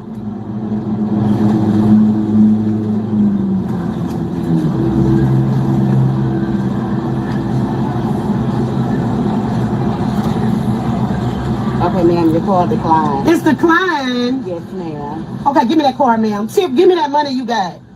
Mom, you don't have no money. Yes, the money I told you to get out the dresser, Tiffany.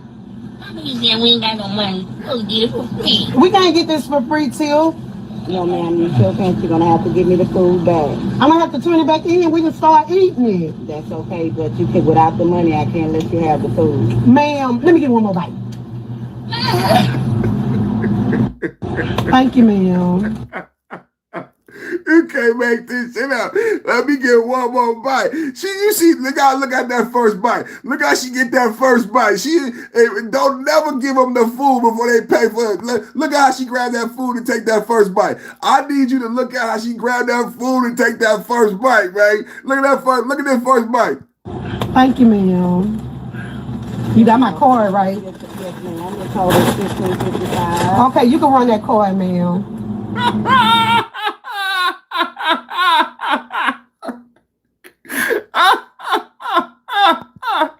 Oh, look at that first bite. You can run that card, ma'am. Thank you, ma'am. Thank you, ma'am. You got my card, right? You got my card. The total is $15.55. Okay, you can run that card, ma'am. Wham! I got all over her. Wham! You can run that card, man. You should have ran that shit already.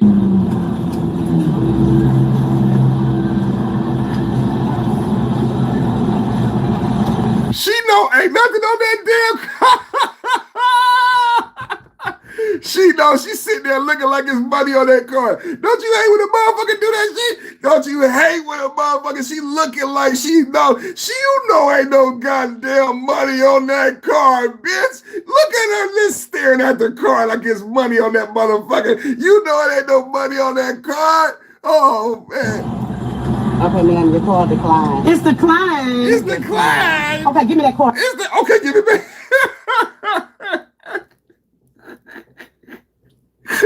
Okay, give it back. Okay, you should have kept the car till the police came. Cause she need that car. You should have kept the car till the police came. Oh my God, man. Oh my God. Okay, give it back. Give it back. Cause you knew it was nothing on it. And you want to run this hustle again. Okay, give it back. Did you hear it? Okay, I wouldn't have gave her that car back.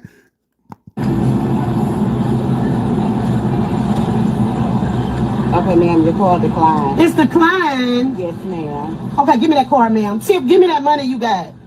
Mama, you don't have no money. Yes, the money I told you to get out the dresser, Tiffany. Mama, you said we ain't got no money. This should have been my thumbnail right here. This should have been my thumbnail. This is Jasmine Crockett, y'all. This is the Jasmine Crockett constituency. This is the Crockett America. Put it in the chat right now. This is the Jasmine Crockett America. This is what you voted for, baby. This is what you want in the Senate right here, baby. This is what you want right here. Jasmine Crockett America. Ladies and gentlemen, double tap at the like button. You are watching the #1 podcast for geopolitical debate in the world. Money. Go get it for free. We can't get this for free, Till.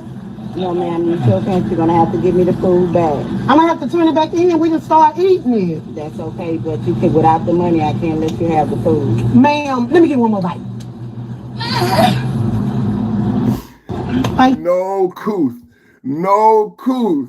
No couth, no character, no etiquette. After she done came there and stole the people food, she gonna say, let me get one more bite. She knew it was, she knew it wasn't no money. Unbelievable, I'm surprised they give me two.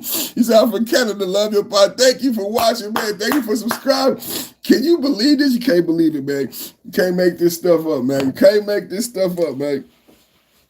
Cannot make this stuff up, man. How's everybody, man? I just had to do a little comedic relief. I just want to do a little comedic relief, man, before we go into Marjorie Traitor Greene. Now we're going to go into MTG. Marjorie Traitor Greene. Get the naps back right. Get the naps back right. How many people watching the football, man? How many people saw the Kansas City Chiefs lose to Texas? We talking about Texas. How many people saw Kansas City Chiefs 20-10, man? That was a hell of a game, man. How many people saw the game? I didn't know the Texans was getting down like that. That was a hell of a game. But what I did notice is the Chiefs was just not getting it done, man. And then they on the losing spree. But hey, the Chiefs been going hard, man. The Chiefs been going hard. The Chiefs been going hard, so you know they didn't want back-to-back, back-to-back Super Bowls. People thought they would three-peat. That didn't happen, and it looked like Mahomes was injured. So but it still was a great game. So that was a little comic relief. I'm glad you guys enjoyed that. Now we're gonna get into Marjorie Traitor Greene. Double tap at the like button. Double tap at the like button. Let's get into it. Cheers. Let me steal one more bite. Let me get one more bite. Trump calls Greene traitor and low IQ after CBS interview. The clash erupted Monday after Greene's Sunday 60-minute appearance where she discussed Congress' fear of defying Trump and threats over her Epstein files push. Trump slammed the interview as a disaster and her views as unfit for MAGA.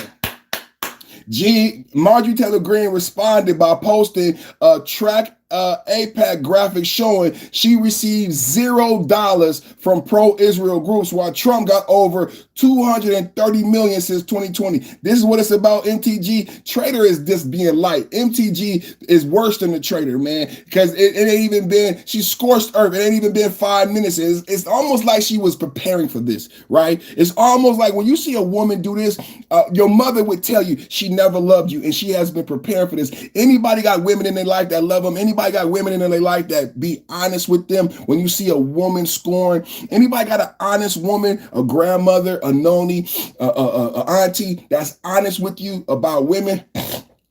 This is a woman scorned. She never supported MAGA. She never supported Trump. And she has been having this chest of things to go at Trump with. And she has been hiding it. And she's been waiting for this moment. Anybody that understands women knows she is a divorcee. She probably did this in her divorce. Ask her ex-husband.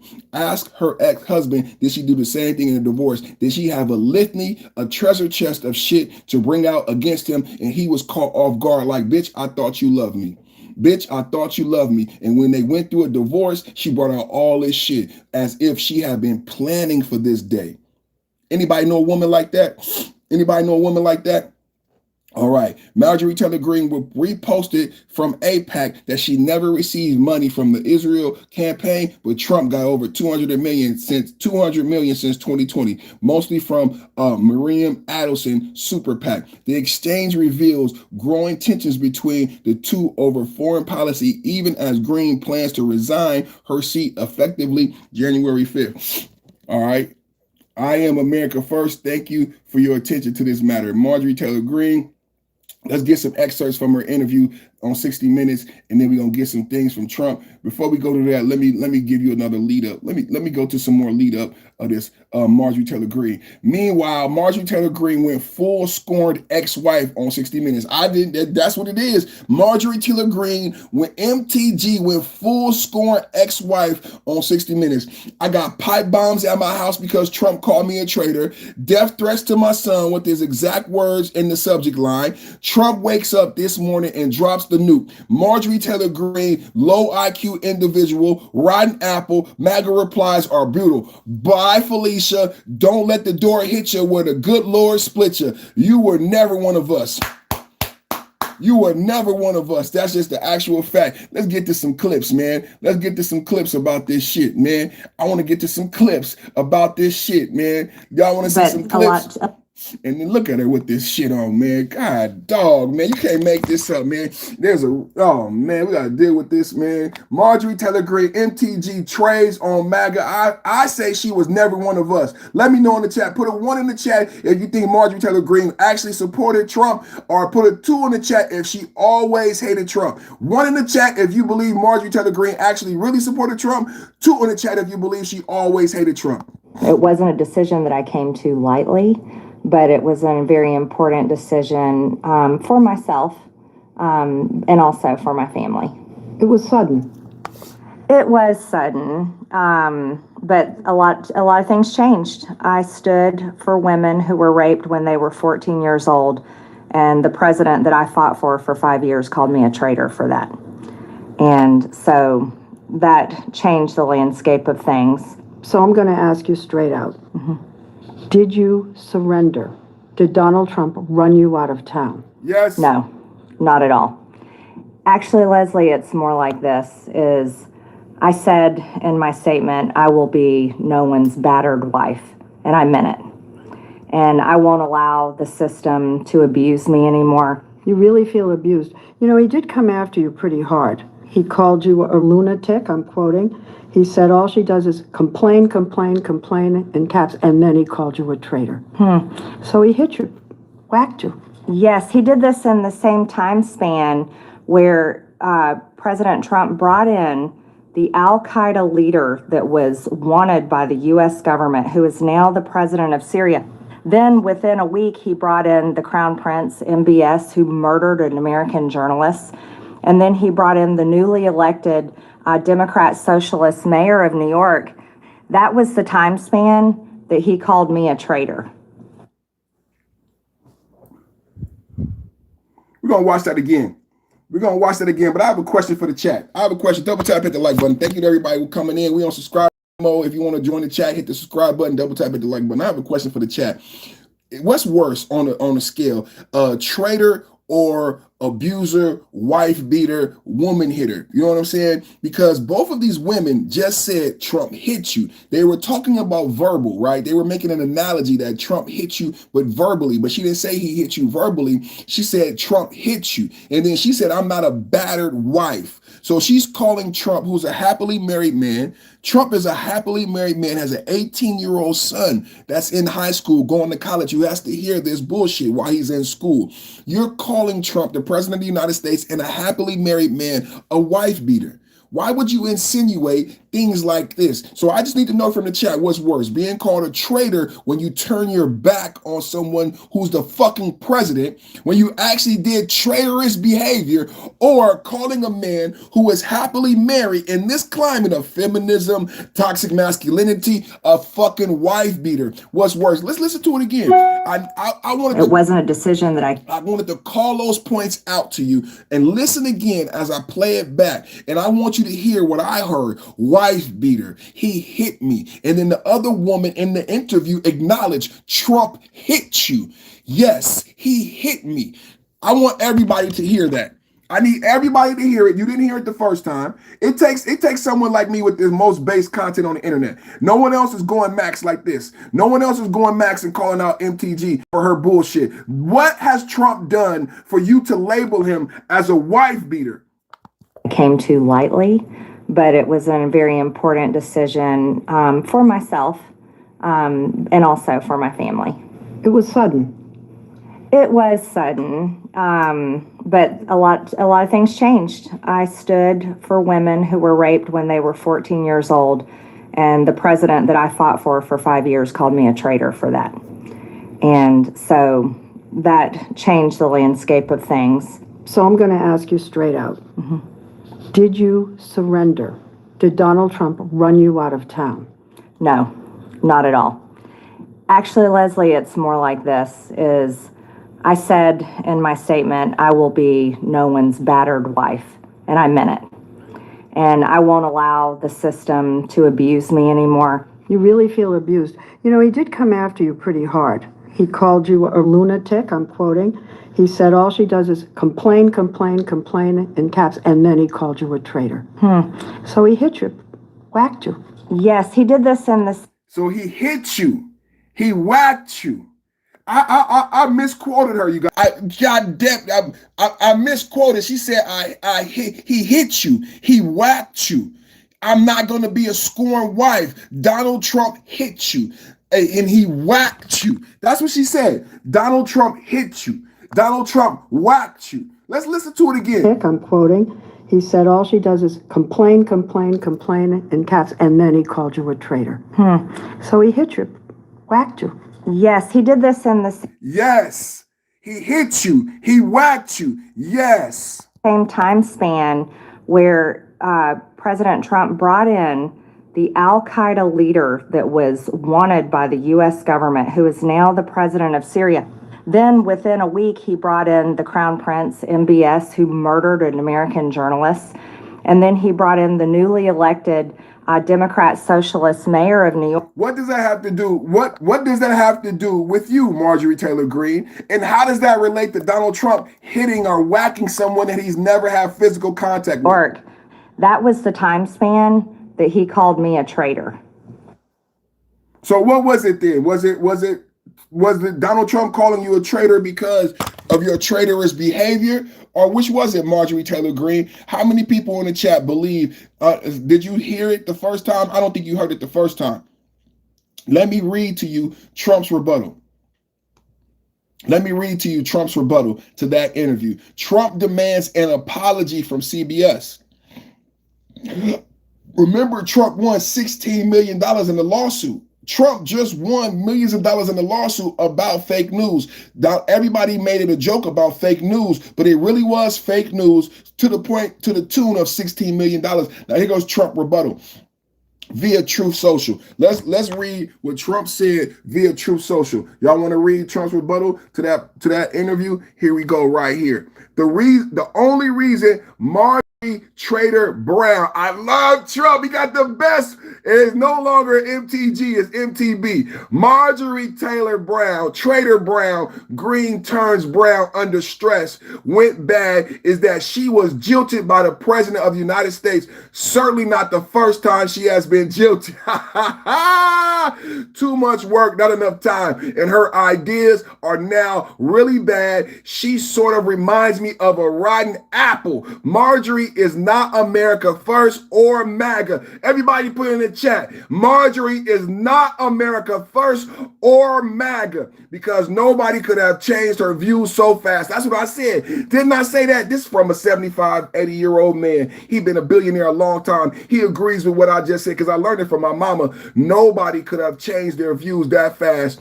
And her new views are those of a very dumb person. That was proven last night when washed up Trump-hating 60 Minutes correspondent Leslie Stahl, who still owes me an apology for when she attacked me on the show with serious conviction that Hunter Biden laptop from hell was produced by Russia. Do you guys remember when the Democrats were trying to say that the Hunter Biden laptop was a hoax? Remember when the Democrats were trying to say that the Hunter Biden laptop was fake and Donald Trump was working with Russia so that he got the Hunter Biden laptop? Do you guys remember that? It turns out the Hunter Biden laptop was real and Joe Biden pardoned Hunter Biden and there was coke in the White House. But let's keep going. Let's keep going. The Hunter Biden laptop from hell was produced by Russia, not Hunter himself. Totally proven wrong. Interview a very poorly paired traitor who in her confusion made many really stupid statements. My real problem with the show, however, wasn't the low IQ traitor. It was the new ownership of 60 Minutes. Paramount. Oh, Donald Trump going in, man. Did y'all hear about did you hear about Netflix? Did you hear about Netflix? Netflix acquiring, what was Netflix in the, I said it needs to be blocked. I don't think Netflix should be that big. Who did Netflix want to buy? That triggered me thinking about the Netflix merger. Somebody put in the chat, $82 billion Netflix. Was it Paramount? Was it Warner Brothers? I think it was Marvel, right? Was it Marvel and Warner Brothers? Netflix, $82 billion acquisition. And it's a monopoly. I don't think it should be done, but the fucking Zillennials don't know shit about monopoly. They be on the side of the corporation, but there are no, so I just want to trigger you to that. 60 Minutes being bought by Paramount would allow a show like this on the air. They are no better than the old ownership who just paid me millions of dollars for fake reporting. I said that at the beginning. Donald Trump got paid out $16 million for fake news. He said that Paramount is no better than the old ownership that just paid me millions of dollars for fake news reporting. And your favorite president, me, I love Donald Trump. Boy, it's a MAGA magnificent Monday. I love Trump. Listen to this. This is Trump on Truth Social. This is Trump in his own words, speaking about himself in third person. No one does it better. Nobody does it better. Come on, MAGA. Man, it's a great Monday, man. He said, let me get to it. He said, your favorite president, me. since they bought it. 60 Minutes has actually gotten worse. Oh well, far worse things can happen. P.S. I hereby demand a total apology though far too late to be meaningful from Leslie Stahl and 60 Minutes for her incorrect and libelous statement about the Hunter Biden laptop. That's Donald Trump threatening to sue him again. That's Donald Trump threatening to sue them again. Sue them again, Trump. Put it in the chat right now. Sue they ass again. God damn it. Sue they ass again because they think they can get away with anything. I say Donald Trump, sue them again if you don't get your apology. Give them a deadline. Give her 24 hours. Give Leslie Stahl 24 hours. No, give her 60 minutes. The name of the show is give that motherfucker 60 minutes to give you an apology, Donald Trump, because you deserve it. Leslie Stahl got 60 minutes to give an apology, or are we shutting you down? Shut them down. Shut them down. Shut them down. That's right, MAGA. Shut them down. Shut them down. Shut them down. Shut them down. Come on now. I love the way he said that she could not have changed her views that quickly, and now her views match and marry those who are against us. Come on now. You're going to change your views that quickly? That's what you're going to do? You're going to change your views that quickly? No. Not at all. I don't believe it. How many of you believe it? I don't believe it.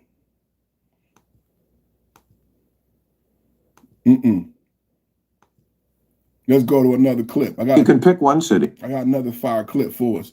MAGA. I got another clip for us. No sound? No sound? No sound? How's it sound? No sound? How's it sound? Thank you for saying that. No sound? How's it sound? If you had to live in the Middle East, so tomorrow, Anna, you got to go live in the Middle East, where would you live? You can pick one city, any city. You can, as far away as, say, Pakistan. You could live in Karachi. You could live in Cairo. You could live in Amman, Jordan. You seem to love Lebanon. I mean, Beirut's nice when the bombing's not happening and the assassinations have stopped. Or you could live in Syria. I hear that's wonderful in the summer. Well, we now have Al-Qaeda terrorists leading Syria. Or the Houthis, I'm sure, would make room for you. Yeah. Tel Aviv, or the West Bank, Ramallah, I think is wonderful for it's in the fall, it gets lovely. Where would you live? What city would you live in? Well, where do you think you'd be comfortable in that dress? I'm sure it would not be comfortable in this dress in any of the various Middle Eastern countries that have been destabilized by You're not really blaming it on Whitey. Listen. Are you? You're blaming Islam on Whitey? I'm not blaming Islam on Whitey. But what you're saying is we destabilized. That's why you can't wear that dress? Did we not destabilize? Wait a second. We were funding terrorist organizations in Syria during the Syrian Civil War, starting under the Obama administration. That's why Did that not destabilize Syria? No, what's destabilized? There's a literal Al-Qaeda terrorist. We're talking about your dress. Why? It looks good. I know it looks good. You're saying you can't wear that dress in Syria because of Whitey destabilizing? I didn't say that. Okay, that's what it said. Okay, okay, great. But the United States did destabilize various Middle Eastern countries. Are you going to deny that? I asked about the dress, and you went right to destabilize. So is that why you couldn't wear that dress? Why couldn't you wear that dress? Why could you? You want me to talk about jihadism and Islam, but why won't you? Listen. Why won't you? I mean, why? I don't believe in jihadism, which is why I'm furious that the United States just had a freaking Al-Qaeda terrorist in the White House. It's not just jihadism that is preventing you from wearing that dress. Are you saying every Muslim is a jihad? I don't think they are. Bill. Okay, why can't you wear that dress? Let's focus for a second. No, you won't answer this question. If you had to live in the Middle East, so tomorrow, Anna, you got to go live in the Middle East, where would you live? You can pick one city, any city.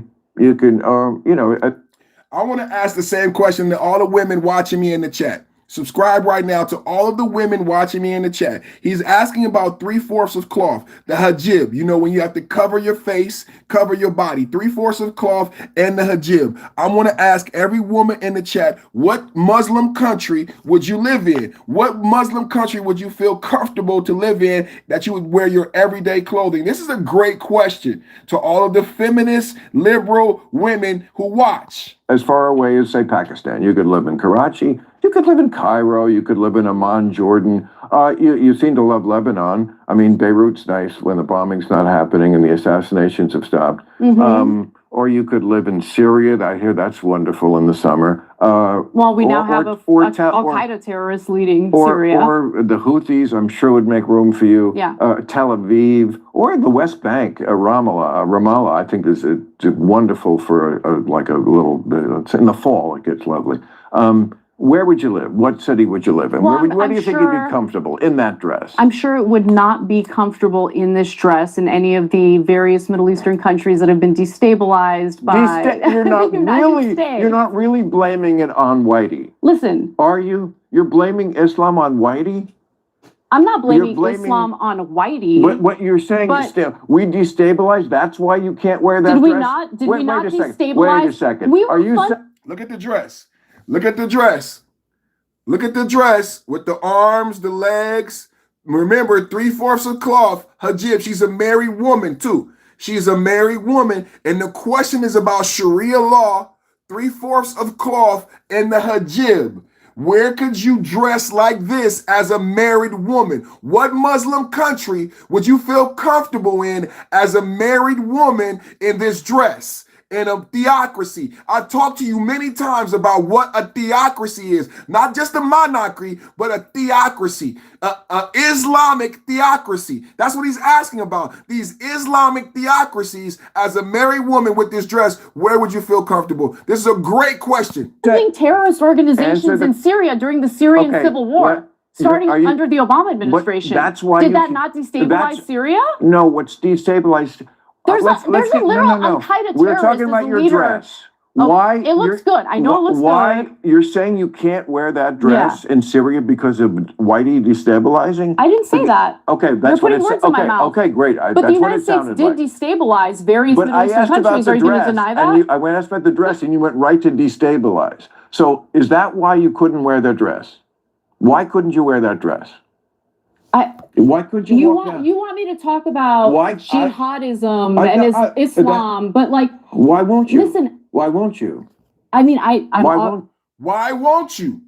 Why won't you? This is real shit. Sharia law is real shit. We have it in Minneapolis. You have it in Austria. You have it in Sweden. You know what Brexit is? Does anybody know what Brexit is? You have these issues in Europe. You have African Somalians yelling at white women in American malls about their clothing. You have Muslims in Europe yelling at white women about their clothing. Yeah, white women not feeling safe in Austria, in Sweden, places that were 90% white now have these ethnic cultural issues. That's why the Japanese prime minister said, we're stopping all Islamic immigration into Japan because of the cultural differences, because the Islamic people come into your country and they start pushing their culture and telling Japanese women, Austrian women, Sweden women, American Wisconsin women what the fuck to wear, how to fuck to dress based on their theocracy, based on their theology. This is what's really happening. Why won't you talk about it? Like it's not happening in Minneapolis. We just saw a video last week of a Somalian Muslim harassing a white woman in Minneapolis. It's happening in America. It's happening in Sweden. It's happening in Austria. It's happening. Brexit. This is why I love Candace Owens, because I understand Brexit. I understand Brexit. But you may not understand what's really happening in Europe, how their culture, they put everything on colored lenses. The Democrats want you to see everything through racial color lenses. And the thing is, the white people have to be devils. So you never actually give white people the same perspective and breath that you give anybody else. And you say, fuck the Austrians, fuck the Swedens, because they've been rich and white and powerful for so long, you don't give a fuck about their culture. Fuck the Finnish. Well, Finland has great culture. Austria has great culture. And when you mass migrate Muslims who don't want to assimilate, it has destroyed European culture. People say they visit certain European countries and the previous culture is gone and it has been replaced by Muslim theocracy, right? Where little Muslim children, 16-year-old, see, it's not just about the Muslim men. You have 18, 17-year-old hyper-masculine Muslim teenage men going around being hyper-masculine to non-Muslim men and women in European countries. In European countries, the culture has shifted. So when they talk to you about Brexit, they just tell you that it's racist. They hate immigrants and these white people in Austria are racist. And they never really explain to you what's happening to white women and how white Austrian women are afraid to walk down the street. Do you know how white Swedish women are afraid to go to the bus stop? Because if they go to the bus stop, there are so many African Muslim immigrants that get harassed because of their clothing. So why won't she talk about it? Why won't she talk about it? What are you saying? Be for real, wake up. You really believe these stories? God damn, man. I got the subscriber mode on, man. We got the subscriber mode on, man. And you're still here with the BS, man. We got the subscriber mode on, man. And you still with the BS, man. Thank you. Thank you. So the question is, it's not about me, brother. It's not about me, brother. I don't believe in Islam. I'm a Baptist. I was born and raised Baptist. It's God football and country for me. Did you hear what I said? Can you put that in the chat? It's God, football, and country for me. It's God, country, and football. You understand what I'm talking about? That's what it is for me. So I got my shit together. I know my priorities. What are your priorities? I want to know why she won't talk about Islam, why she won't talk about the cultural changes that's occurring, not only in Europe, but in America also. And it is evident by the Somalis in Minnesota and Minneapolis. And there are other Islamic strongholds where white women have to fear what they wear and what they dress at a bus stop. But don't nobody want to be honest. You know what I'm saying? And this woman wants to blame white men. Did you hear what he said? You want to blame Whitey. This is the worst part about this whole interview. You want to blame Whitey. She's victimizing herself because she hates herself so bad. She turns herself in. This is what white liberal women, I talked about white liberal women last week. This is what white liberal women do. She turns herself into a victim because she hates herself so bad to assassinate the character of white men, right? Do you understand what she just did? And Bill Maher called her on it. He said, you're going to blame Whitey for Shia, for Sharia law? How is the white man responsible for Muslim theocracy than Sharia law? How is the white man responsible for the hijab and 3/4 of cloth and all of the edicts that say that women can't do this and can't do that? The white man made Muslims do that to women? The white man made Muslims treat women like that? Huh? Is that why you can't wear that dress? Can we have a real conversation this morning? Can we have a real look at the dress on a married woman and she wants to blame white men? He said, why are you blaming white men? Blaming Islam on Whitey? Did you hear it?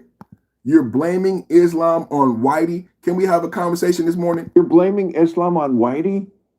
I'm not blaming Islam on Whitey. What you're saying is we destabilized. That's why you can't wear that dress? Did we not destabilize? Wait a second. We were funding terrorist organizations in Syria during the Syrian civil war, starting under the Obama administration. That's why Did that not destabilize Syria? No, what's destabilized? There's a literal Al-Qaeda terrorist. We're talking about your dress. Okay. Why? It looks good. I know it looks good. You're saying you can't wear that dress in Syria because of Whitey destabilizing? I didn't say that. Okay, that's what it sounded like. Okay, mouth. Okay, great. But the United States did destabilize various Middle Eastern countries. Are you going to deny that? I asked about the dress, and you went right to destabilize. So is that why you couldn't wear that dress? Why couldn't you wear that dress?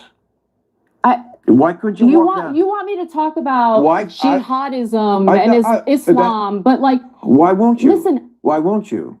I mean, Why? I don't believe in jihadism, which is why I'm furious that the United States just had a freaking Al Qaeda terrorist in the White House. It's not just jihadism that is preventing you from wearing that dress.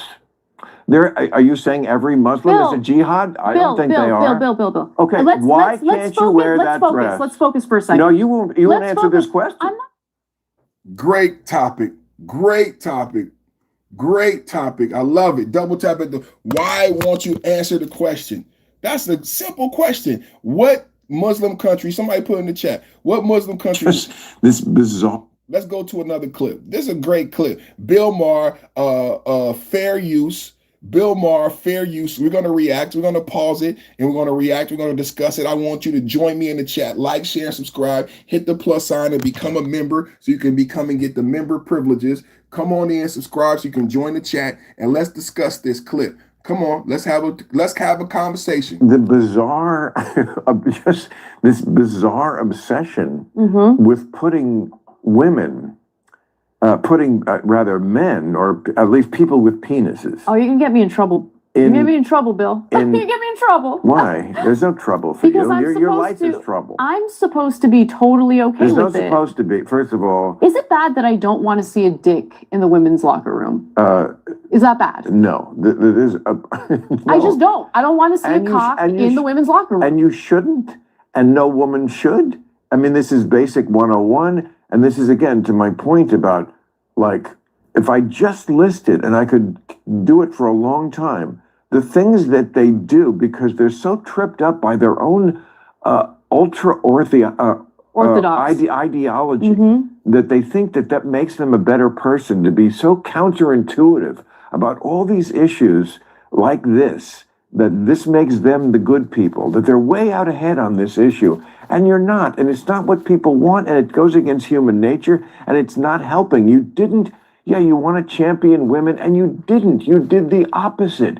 I know, because there's the hierarchy. You made them uncomfortable. No, and 100%. unnecessarily. 100%. Look, in many ways. When you see everything as a hierarchy, literally everything's a hierarchy, well then, inevitably, you're going to find yourself in a situation where the rights of one group kind of falls by the wayside. Right. It's a zero-sum game. Exactly. And I don't see it that way.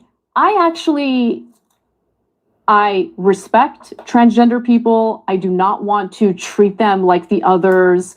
I want them to have rights. I want them to be treated with dignity and respect. Exactly. At the same time, I also know what it's like to be a woman living in a state where we've decided self-ID makes the most sense.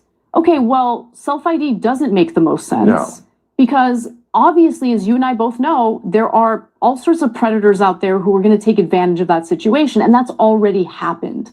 Right, so there was that big Spa story, and it turned out that the so-called transgender woman who was allowed into the women's locker room at a Korean spa in downtown LA was not actually a transgender person, was a person who had a long record of, sexual exploitation and assault or whatever, pretended to be transgender, gets into the women's locker room, and I felt so bad because I bought the cover story when it was first reported, but I was wrong to buy it. I should have asked more questions.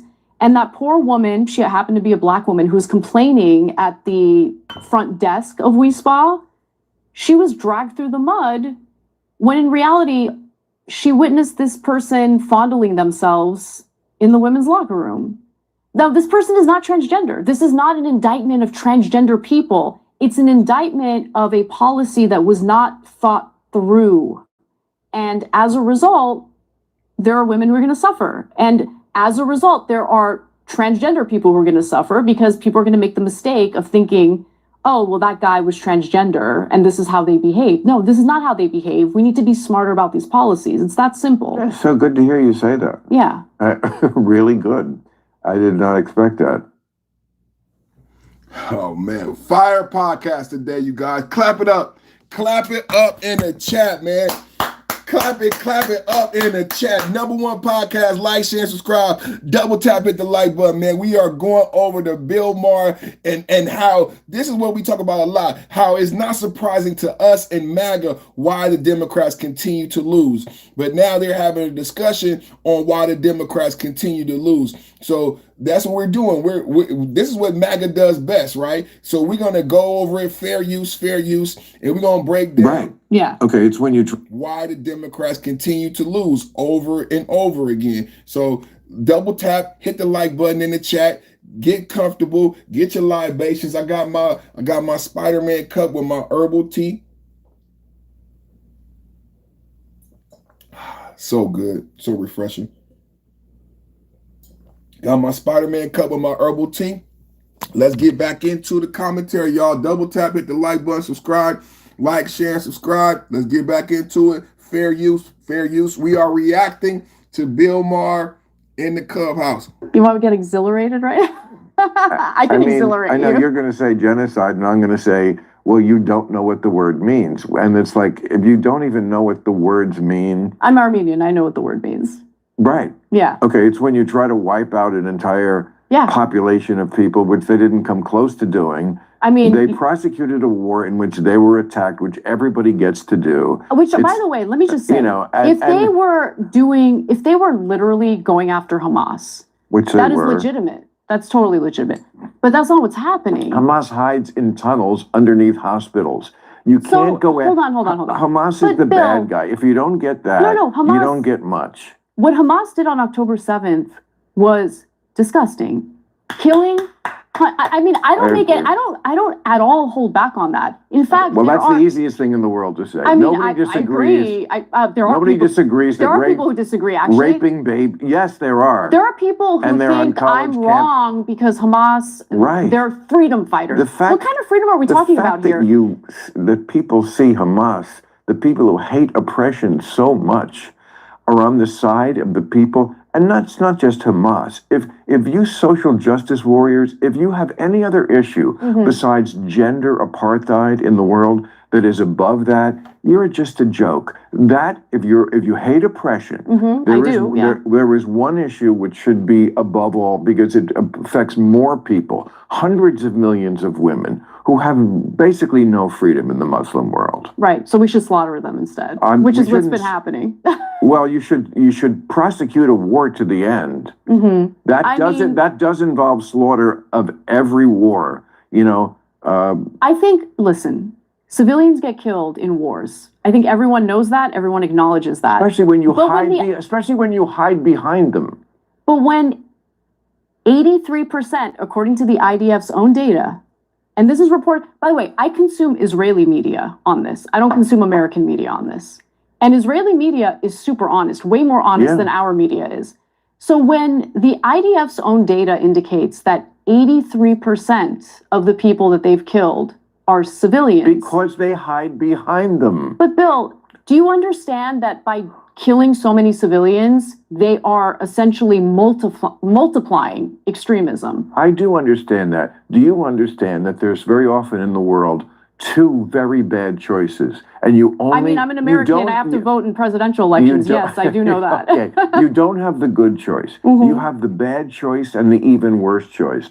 I want to know from everybody in the chat. I need to know from everybody in the chat. Put a 1 in the chat. Do you agree with Bill Maher on the Israel strikes, or do you believe that Israel is wrong? Put a 2 in the chat. Do you agree with Bill Maher that Israel is justified to kill 87% of the people being civilians?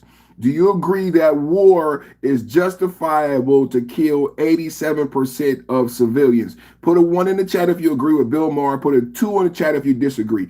Put a 1 in the chat. You got to subscribe. Put a 1 in the chat if you agree with Bill Maher. Put a 2 in the chat if you disagree. Israel has been being attacked by Hamas. First of all, the entire Arab world rejected them for 75 years. They kept trying to make a deal. They kept saying, no, we want it all. That's what from the river to the sea means. It means we want it all. We don't want a compromise. They've never wanted a compromise.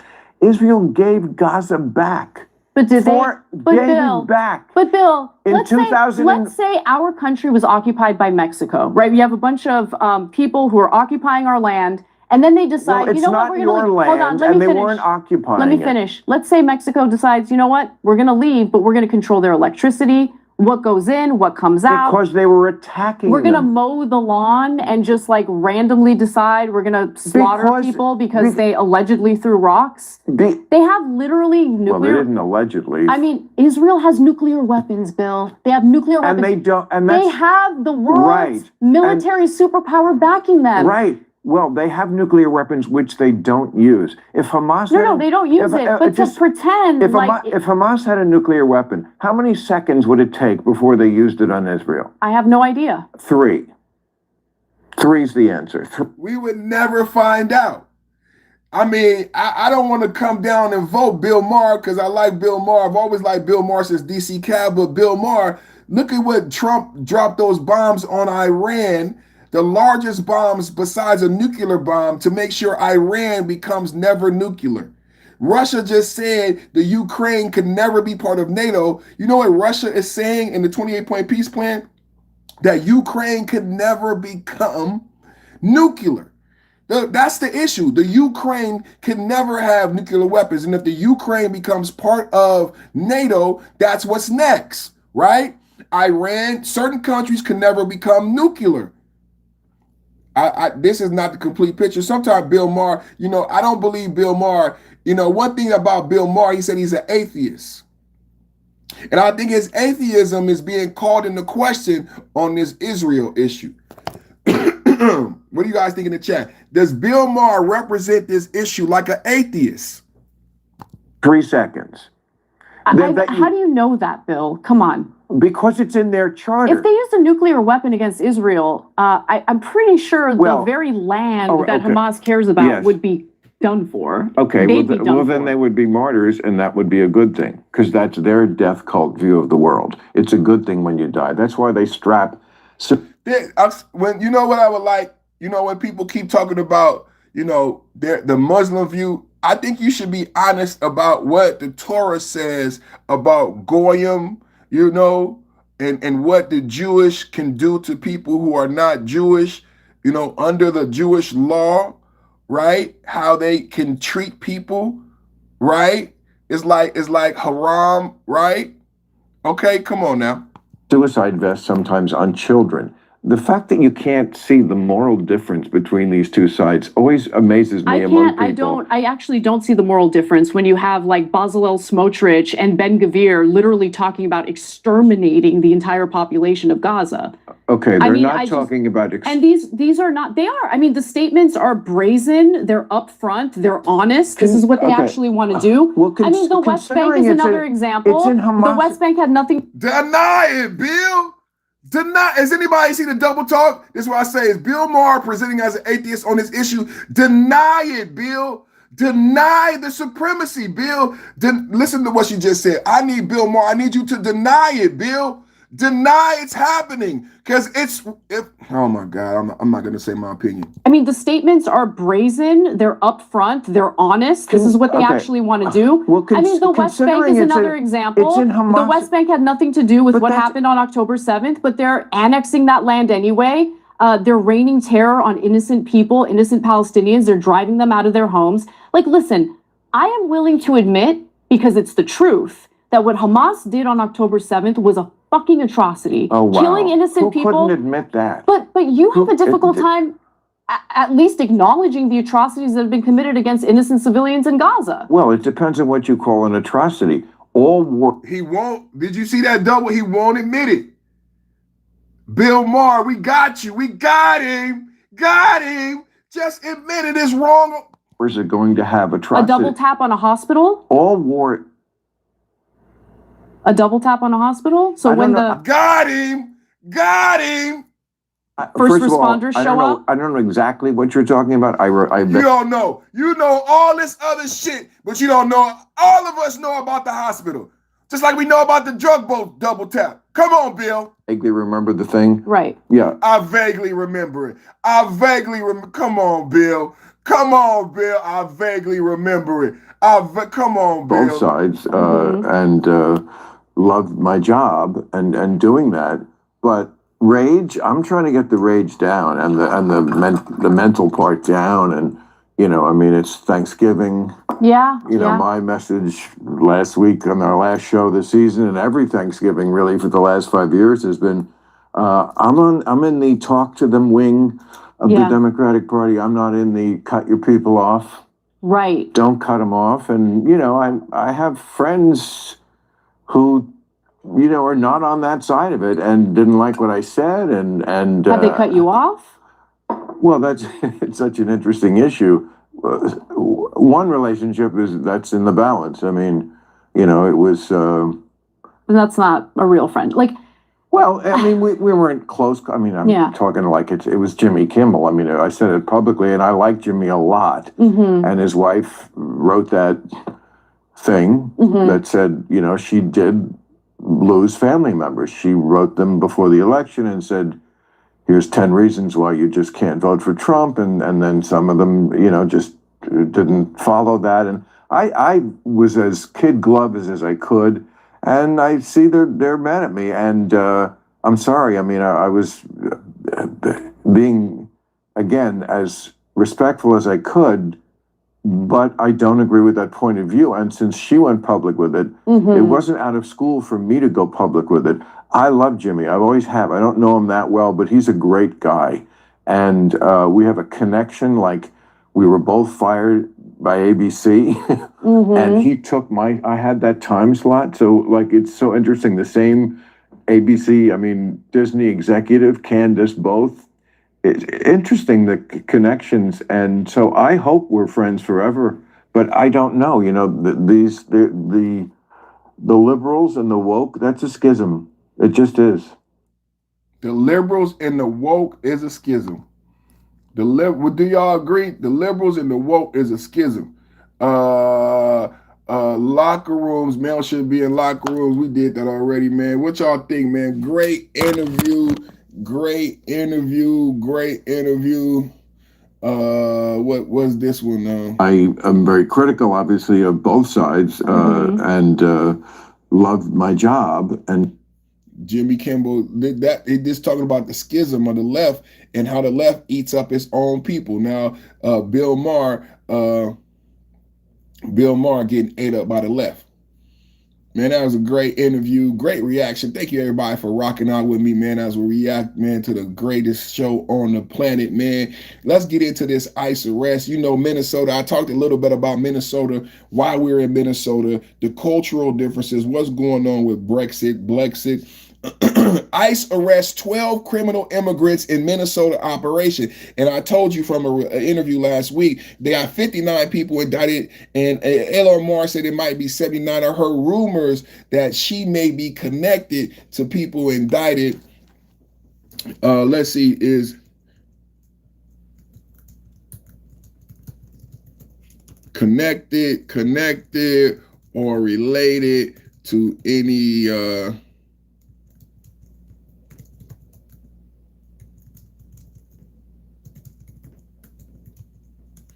just double checking before we go into this Minnesota criminal, because there's a reason why we were in Minnesota. We were in Minnesota not because Trump is racist. We were in Minnesota because the fraud schemes. And it says she's not directly connected or related by family to any of the Somali criminals involved in the ongoing Minnesota fraud schemes. However, she has faced intense scrutiny and politically charged accusations due to her proximity to some of the individuals charged or convicted in these cases, as well as her role in related legislation. I'll break it down for you. The scandal centered on a massive $1 billion COVID-era funding ring in Minnesota. It's almost not believable when I say it, because there's a lot of people who push back on Trump and Trump operations, and the figure is so large for such a small population, you think it's not believable. But think back to COVID, when you saw all those welfare moms on Facebook with hundreds of thousands of dollars flossing all this designer and jewelry. These are just ghetto queens with hundreds of thousands of dollars in multiple EBT, multiple unemployment checks. What you need to understand about the operation in Minnesota, the operation in Minneapolis, where one of the main members of the squad, Ilhan Omar, and former vice presidential candidate Tim Walz is the governor. Why is Trump and these are the questions that don't get answered. These are the questions that don't get asked because they just want you to be upset. But I am here to give you breaking MAGA news, right? It's a mega magnificent Monday morning. All we've been doing is giving out MAGA facts, educating people. Double tap at the like button, join the channel by clicking on the plus, and go ahead and hit the super chat. Right now, I'm going to give you the foundation as we go into Minneapolis, Minnesota ICE operations. Every city that ICE has entered has connections to the cartel, connections to corruption. We're not just going to cities to get illegal immigrants. We're going to cities to get criminals who happen to be illegal. Can we have a real talk this morning?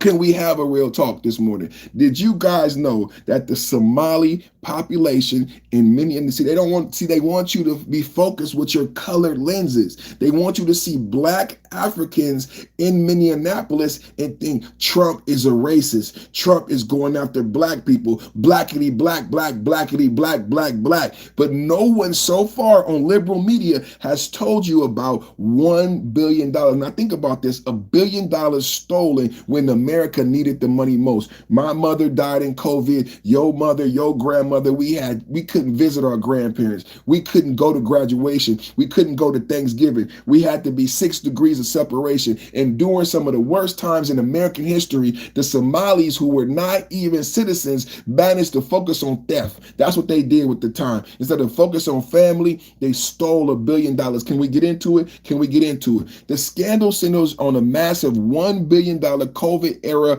fraud ring in Minnesota, the largest in American history. Can we have a talk? That's why we in Minneapolis. This is the largest fraud ring in American history, and it's unique to a certain population of individuals, and most of them are not even, they here with a passport, they here on a visa, they may be here legally, but they not American citizens. And this what you do?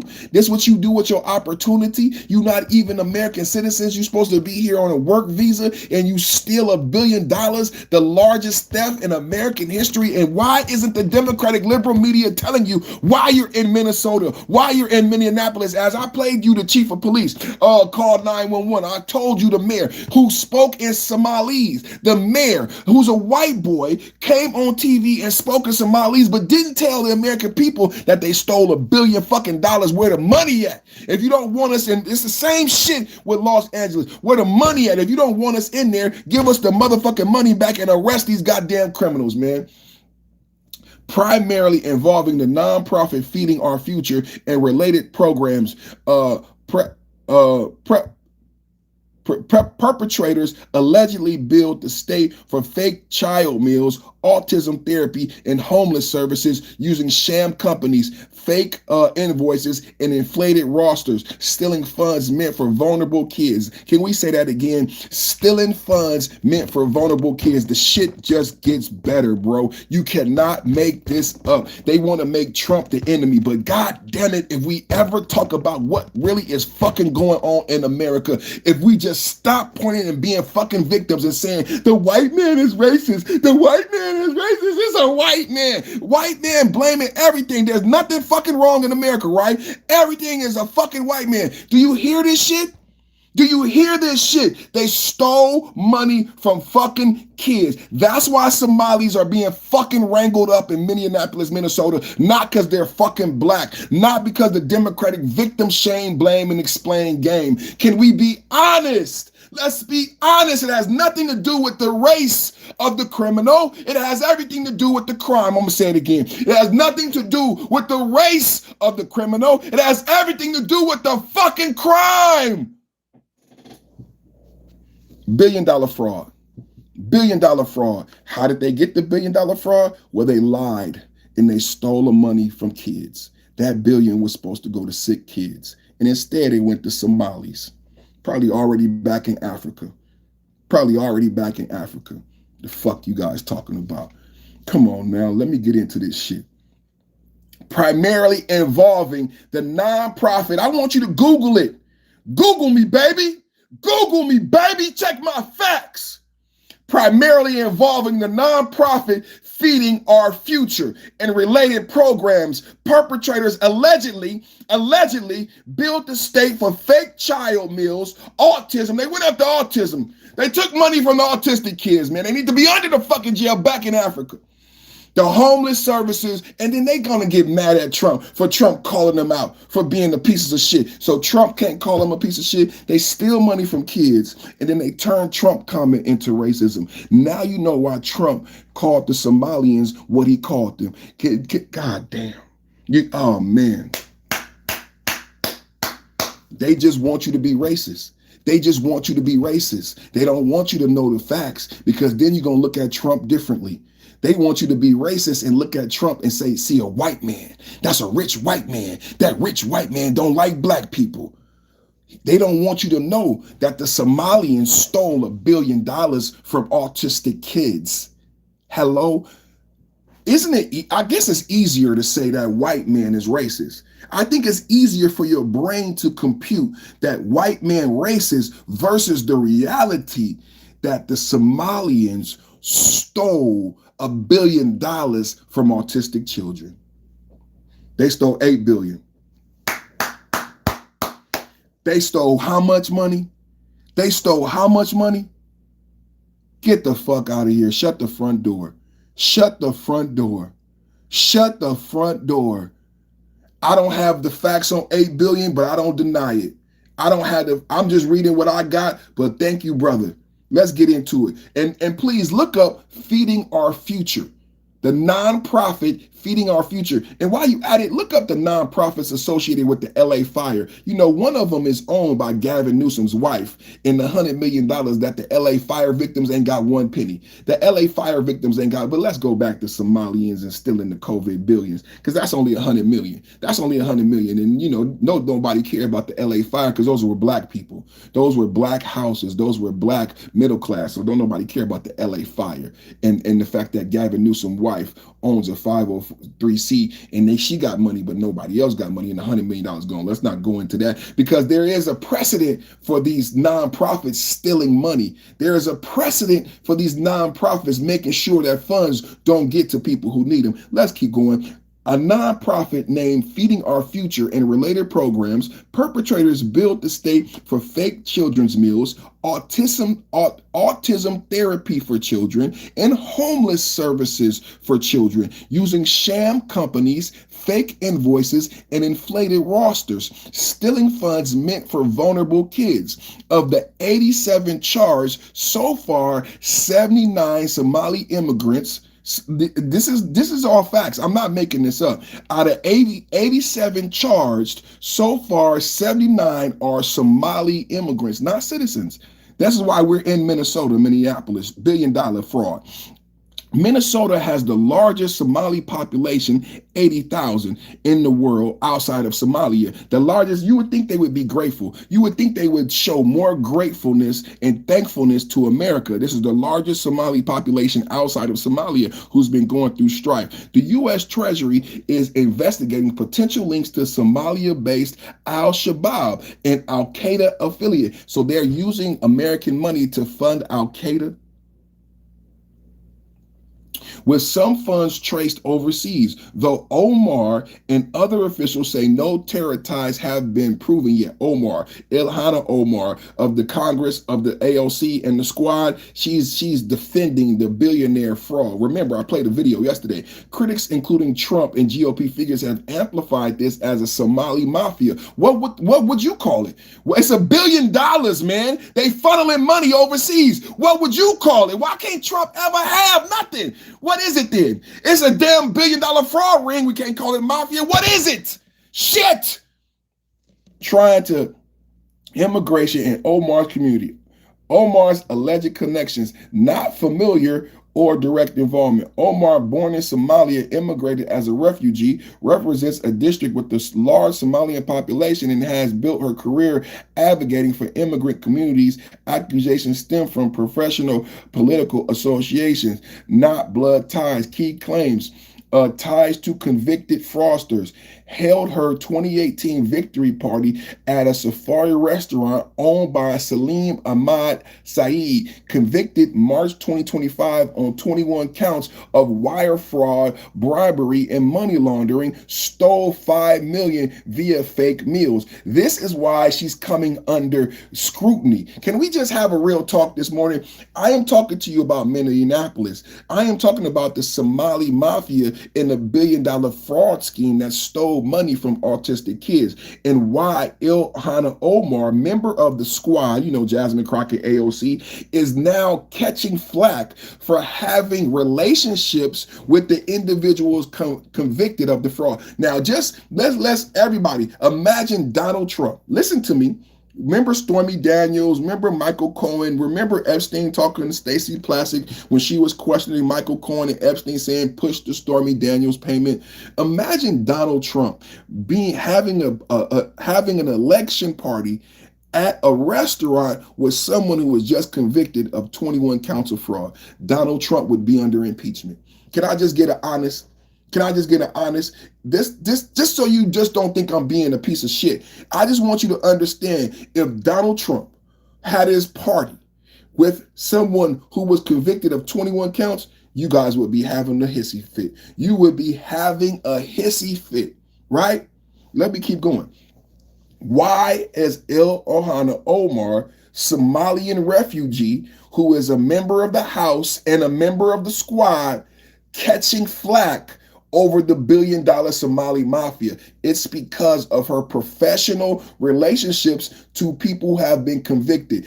Number one, she had her 2018 victory party at a safari restaurant owned by Salim Ahmed Saeed, convicted March 25th on 21 counts, and he stole $5 million in fake meals from children. Guhad Hashi said, not related to Salim, Guhad Hashi Saeed, a former Omar campaign staffer, 2018 and 2020, handled Somali voter turnout, pled guilty August 25th to running a fake food site and stole $3.2 million. You can't make this up. I'm not lying. You cannot make, you get in trouble. I would get in trouble. These are the facts of why she had to come on Jake Trapper. I played the video of Omar being interviewed by Jake Trapper. Can we go to that? I might have to play that again. Omar interview by Trapper on Somali fraud. I just played it. I just played it. Any link between alleged Somali fraud. I just played it. I just played it, huh? And now we understand. My energy bill dropped from 100. There is a link. And why are people bringing up a link? It's because she has so many ties to these individuals, right? She has so many ties. A lot to get to with you, but I want to pick up on where the Treasury Secretary just left off. Let's take a look at the interview. Let's react. Fair use, and then we're gonna get back. Fair use. This is Omar, and we're gonna talk about the 12 arrests in Minnesota. Should she be arrested? Should she be arrested? Should she be investigated? Put a 1 in the chat. Should she be arrested? Should she be investigated? Put a 1 in the chat. He alleged that people who were tied to you or your campaign were involved in this broad, brazen scheme to rip off the Minnesota state welfare system. Do you want to respond to that? Do you know what he is referring to? I really don't, and I don't think the secretary himself understands what he's referring to. We obviously had people who were able to donate to our campaign that were involved. We sent that money back a couple years ago. That's not what I read. That's not what I read. Y'all remember what I read, right? That she is lying. Got him. That's not what I read. What I read right here. Safari restaurant owned by Salim Ahmed, convicted March 24 on 21 counts. She had a party there. Jahid Saeed, not related to the former Omar campaign staffer for 2018-2020, handled Somali voter, worked for her. You paid him. He was on your staff, Omar. He stole $3.2 million. Photographer with Abdul Dahir Ibrahim, arrested December 2025 for unrelated immigrant fraud, no direct link. This is the truth right here, Omar. This is the truth right here, Omar. These people worked for you. You knew them. These were your friends. These were your friends. I got her. I got her. And actually, I was one of the first members of Congress to send a letter to the Secretary of Eg asking them to look into what I thought was a reprehensible fraud that was occurring within the program. So this was, just for our audience, the Biden-era Justice Department called it the largest COVID fraud scheme in the country. And this was pocketing COVID-era welfare funds, more than $1 billion in taxpayer money that was stolen. It was pretty shocking. Of the 87 people charged, all but 8 are of Somali descent. And that has added to the spotlight being put specifically on your community. Why do you think this fraud was allowed to get so widespread?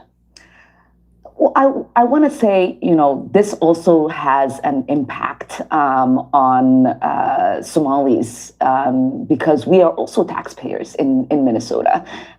We also could have benefited from the program and the money that was stolen.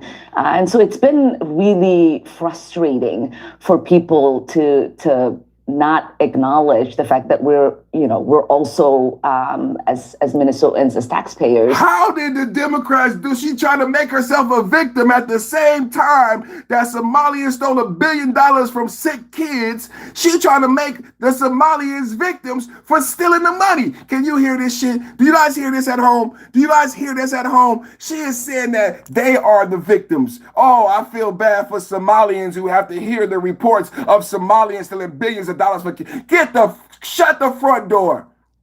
Really upset and angry about the fraud that has occurred. Mm-hmm. So do you think, though, that there was a failure by the Democratic state government to police itself? This is a brazen, fraudulent activity here. All right, finally, Tim Walz. Omar, was there a failure on your behalf? Can you take some accountability? Tim Walz, former vice presidential candidate, governor of Minnesota. It's in your backyard. Omar Walz, who takes responsibility for the fraud that occurred on your watch? Yeah, and that is what I alluded to in my letter that I'd sent to the Secretary of Eg, was to see where things were going wrong. How can this amount of money disappear fraudulently without there being alarms being set off? And that's what we want to know. You are a Democratic representative. It's your job. You had one job. We're asking you, what happened to the money? Why didn't you find out? Why didn't you investigate? Whole committee. You are the one responsible. This is laughable. Vote her out of office. Vote her out of office. Vote her out of office. It is something that, we have to continue to investigate. We have to continue to ask those questions. Because, as you know, one of the initial defenses by the organization at the heart of the fraud, Feeding Our Future, was to claim the probe was due to racism. Do you think that this was all about negligence, or that it was like political fear of alienating the Somali community? So you have to remember that the woman who led the program is a Caucasian woman. And that was her way. Everything is about race. Everything is about race. Everything is about race and not the crime. Can we focus on the criminals and the crime? Now it's about a Caucasian woman. Of making sure that this would continue to happen by using whatever rhetoric that was available to her. We do know that when the money was stopped, they did sue. The AG, Attorney General Keith Ellison, defended the department in that lawsuit. It was a judge that said it should continue, that money should continue to go out. And so this wasn't something that people were not looking at. Wait a minute. Did she say so the money was stopped and then a liberal judge said the money should continue to go out? Tim Waltz, Omar, you got to take response. Golly. Did you guys hear that? A judge stopped, his money was stopped, and a liberal judge continued the payments, illegal payments. There was always those alarms, and we will continue to understand where things might have gone wrong as these investigations continue and as these fraudsters are prosecuted and sent to jail. Well, it's going to have impact for your community because we've already heard that the head of Medicare and Medicaid say they're going to have a new policy that applies to Minnesota. You heard the Treasury Secretary say they're investigating. But there's another thread here because House Republicans and the Treasury Secretary just now talked about a link to terrorism. A possible link. He said they're just now beginning to look into it. How confident are you that that's a false claim? I'm pretty confident at the moment because there are people who have been prosecuted and who have been sentenced. If there was a linkage in that the money that they have stolen going to terrorism, then that is a failure of the FBI and our court system. So we blaming the FBI, we blaming everybody, but I haven't heard her take accountability for the Somalian population, for her lack of commitment, for her lack of follow through. I didn't hear her take accountability for Tim Walz. I didn't hear no accountability on her behalf. This is disgusting. This is absolutely disgusting. So when you hear this report, now you have background as to why we're in Minneapolis in Minnesota. So when you hear this report, don't get upset at Trump. Don't think Trump is a racist. Let's get into it. I got my quarter zip on. I got my brand new San Francisco Giants hat on. I got my Big D chain on. This is the perfect time to podcast. Double tap, hit the like button, subscribe. When you subscribe, you're going to get a plus sign that lets you join the channel and become a member. ICE arrests 12 criminal immigrants in Minnesota operation. Pay attention. I just read to you about 70 indictments. Let's keep going. And all of the people involved in the Somali mafia. Let me read that again because Grope was doing so good when he said that. What's the percentage of the people arrested that were in the Somali mafia that were immigrants? Let me go back to that. 79 of the 87 charged so far, 79 are Somali immigrants. I'm laying the foundation for our discussion about immigration in Minneapolis, Minnesota. Out of the 87 charged, 79 are Somalian immigrants, not U.S. citizens. That's very important for you to know and understand as we get into this discussion this morning. ICE arrests 12 criminal immigrants in Minnesota operation. U.S. Immigration and Customs Enforcement arrests 12 undocumented immigrants with criminal records in the Twin Cities areas by December 4th, including 5 Somali nationals convicted of sex trafficking offenses on minors. I can't make this stuff up. Assault, fraud, and gang ties. So there is a gang mafia with ties back to Africa, and it could be terrorists. I don't know, allegedly, but this is the charges, plus others from Mexico and El Salvador. Officials blame the sanctuary policies. I blame the sanctuary policies that are not constitutional and not legal and based in law. The sanctuary policies are not actual policies. They're not legal. They're not based in constitution, and sanctuary city policies are not based in law and have not been upheld by the Supreme Court because they have not been voted on and approved by the processes that things become a bill and become a law. There is no such thing legally as a sanctuary city. I hope you know and understand that, but you got to understand how things go through the appropriation process and become a bill and then be signed into law. There is no law that a president ever signed giving the authorization for sanctuary city policies. I just need you guys to know that. It is not based in constitutionality. Officials blame sanctuary city policies by Governor Tim Walz and Mayor Jacob Frey for letting these individuals stay free. I agree. The Somali community expressed fear with rallies outside a Minneapolis Target and the mayor issuing an order blocking federal enforcement on city property. Why didn't the mayor block the $1 billion fraud? Tim Walsh and the Democrats, you get on my damn nerves. The mayor wants to block the Donald Trump's effort, but where were your activities when the damn $1 billion was being stolen? Amazing news. DHS is now loading up illegals into planes on Minnesota. Many Somalians face arrest. Got what I voted for again. Let me show a video right here. Showing Minnesota, Donald Trump. How many MAGA is loving the show today? How many MAGA is loving the show today? How many MAGA is loving the show today? Let me report this clown. Let me report this clown because the $1 billion fraud is not a joke. The $1 billion fraud is not a joke. Get your ass up out of here. $1 billion worth of fraud being stole from kids, and you still find a way to troll. $1 billion worth of fraud being stole from kids, and you nobody. Let me get this clown up out of here too. Let's get him up out of here, y'all. They don't love kids. They don't love kids, y'all. They don't care that the Somalian immigrants stole billions of dollars from children, right? I don't understand how you troll this. I don't understand. We talking about kids, American kids, huh? We talking about American kids, huh? We talking about American kids, man. We talking about American kids. How you don't love American kids? I don't know. I don't know. I don't know. You want people to rob us and rip us off. But this is what I voted for. Let me show you what MAGA voted for, because I got what I voted for. I got what I voted for. It's a MAGA Magnificent Monday. This is Trump's DOJ, and this is the operation in Minneapolis, Minnesota, putting Somalians on the plane to go back to Africa. Ice, ice, baby. Too cold, it's like ice, ice, baby. Just go back home. Not a new video tonight showing federal activity at MSP. A crew capturing Homeland Security vans at the airport with several people appearing to be handcuffed while boarding that airplane. It's still unclear where the plane may be headed, who in fact are the people on board, or if it's even related to the federal immigration operation that we've been seeing this week.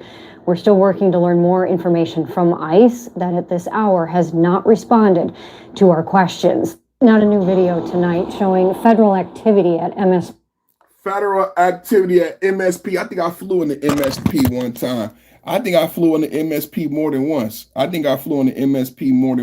Now we just going into videos of ICE in different areas, and we're gonna just show some. Let me get some reactions in the chat. Now we got this is update. ICE arrests, deportations of Somalians in Minnesota are accelerating, sparking backlash from some Democrats, while real Americans are celebrating. Leave him alone. You guys are doing kidnapping. All right, let's take a look. And they listen to the person in the background, and that is being fueled by Democrats. Leave him alone. You guys cannot do that. That's illegal. Call 911. Call 911. They're doing kidnapping. That's illegal. Leave him alone. Leave him alone. Stop me, sir. Stop me, ma'am. Leave him alone. Leave him alone. Leave him alone. You guys are doing kidnapping. Kidnapping. This is called kidnapping. Kidnapping. This kidnapping. Call 911. Naima, call 911. Piece of work. This is called kidnapping. Leave him alone. You guys cannot do that. Did you see? I didn't see anybody being. I didn't see any violence. I didn't see anybody being rude. I didn't see any kidnapping. I see a man being arrested. He's being polite. They're gonna go check him out. If he's a citizen, then it ain't gonna be no. Then it ain't gonna be no problem. If he's a citizen, it ain't gonna be no problem. You know what I'm saying? Here go another video. Federal agents in Somalia. Again, let me get another video. Federal agents in Somalia. Here go another video. React. Fair use. Fair use. Out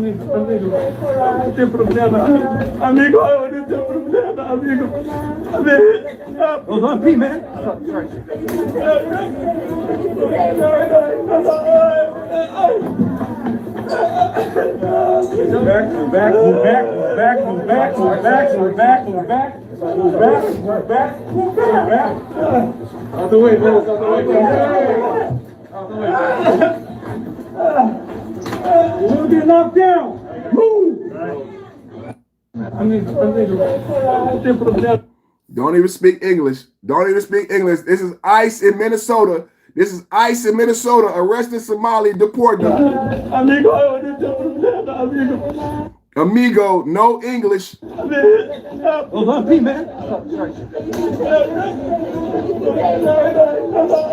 No English, no passport, no I'm a citizen, none of that.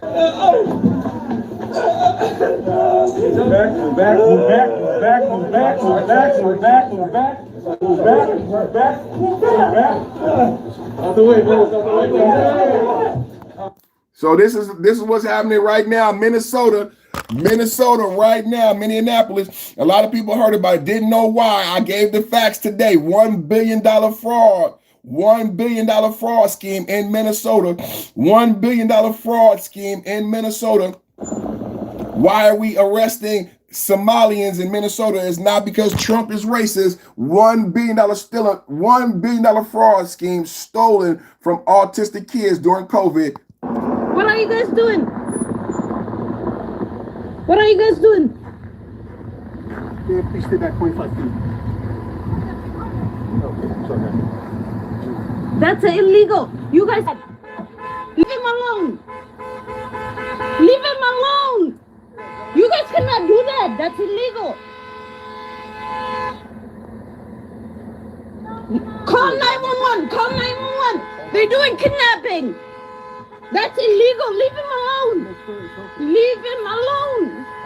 Stop me, sir. Stop me, ma'am. Leave him alone. Leave him alone. Leave him alone. You guys are doing kidnapping.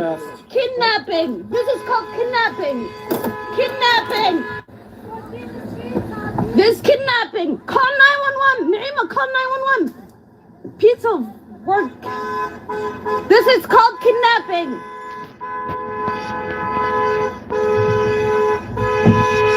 This is kidnapping. Sir, this is illegal. This is kidnapping. Kidnapping. It's called kidnapping. Piece of shit. Illegal.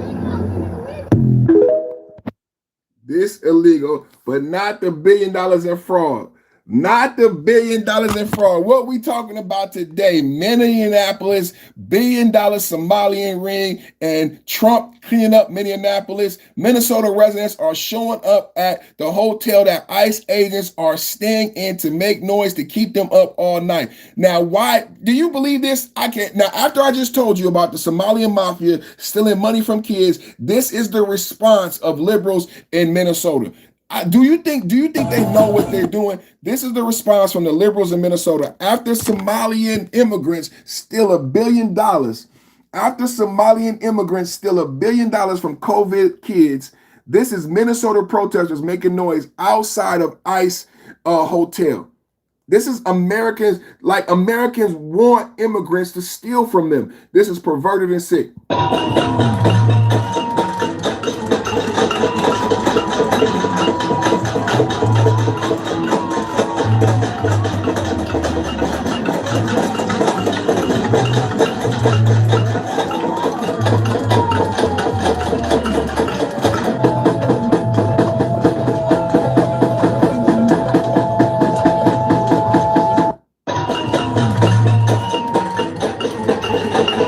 Why is it Mexican flags out there? Why are there Mexican? I'm telling you, these are paid protesters. You guys are not looking at the same thing I'm looking at because you don't do this type of thing for a living. Why are there Mexicans out there? Why are they trying to keep ICE agents up if they're not even there to go after Latino Americans?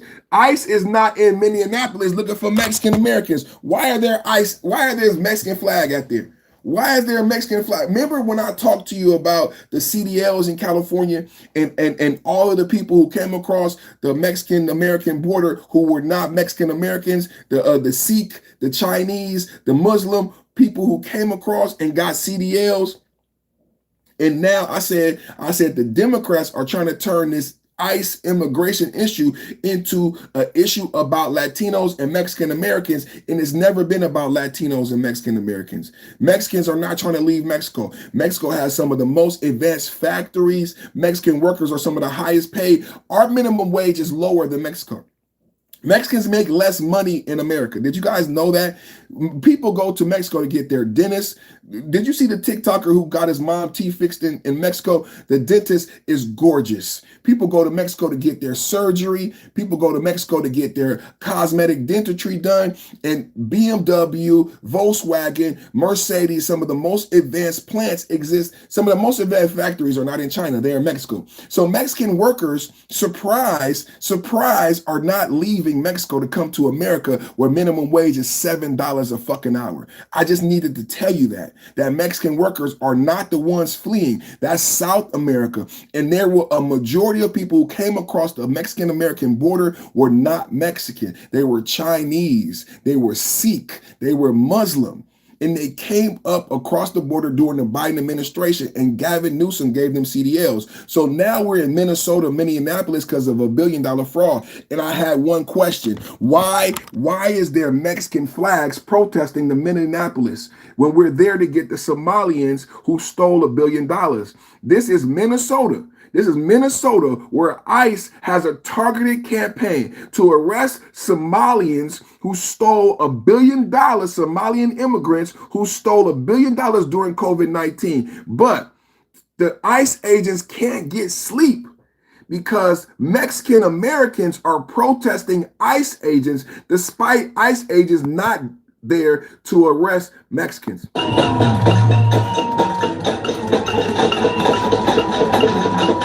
Where are the Somali flags at? I don't see any black people in this protest. This is the oddest thing about any of the No Kings protests. We're in Minnesota arresting Somalians. Where are the black protesters?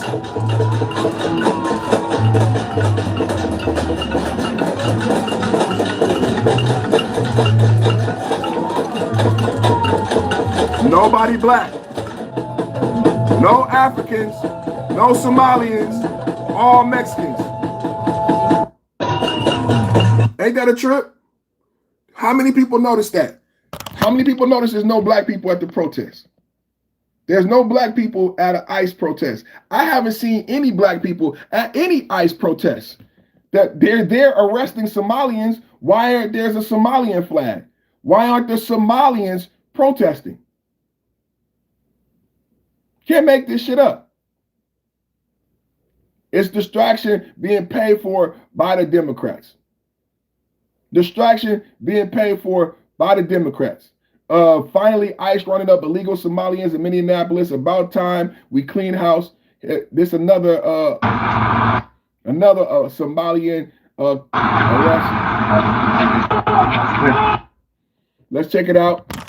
I know it's crazy, right? It's crazy, right? Let's check it out. These are American citizens with a federal mandate to do their job, and y'all trying to keep them up from keeping sleep. This says,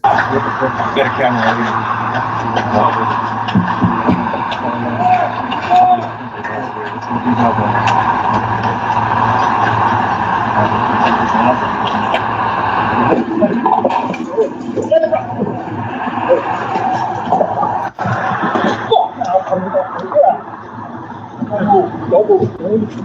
Don't move. And you have a second. Right, don't move.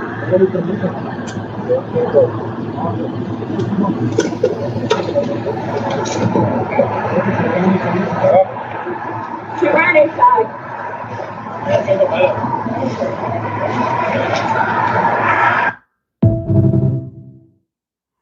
Major ICE.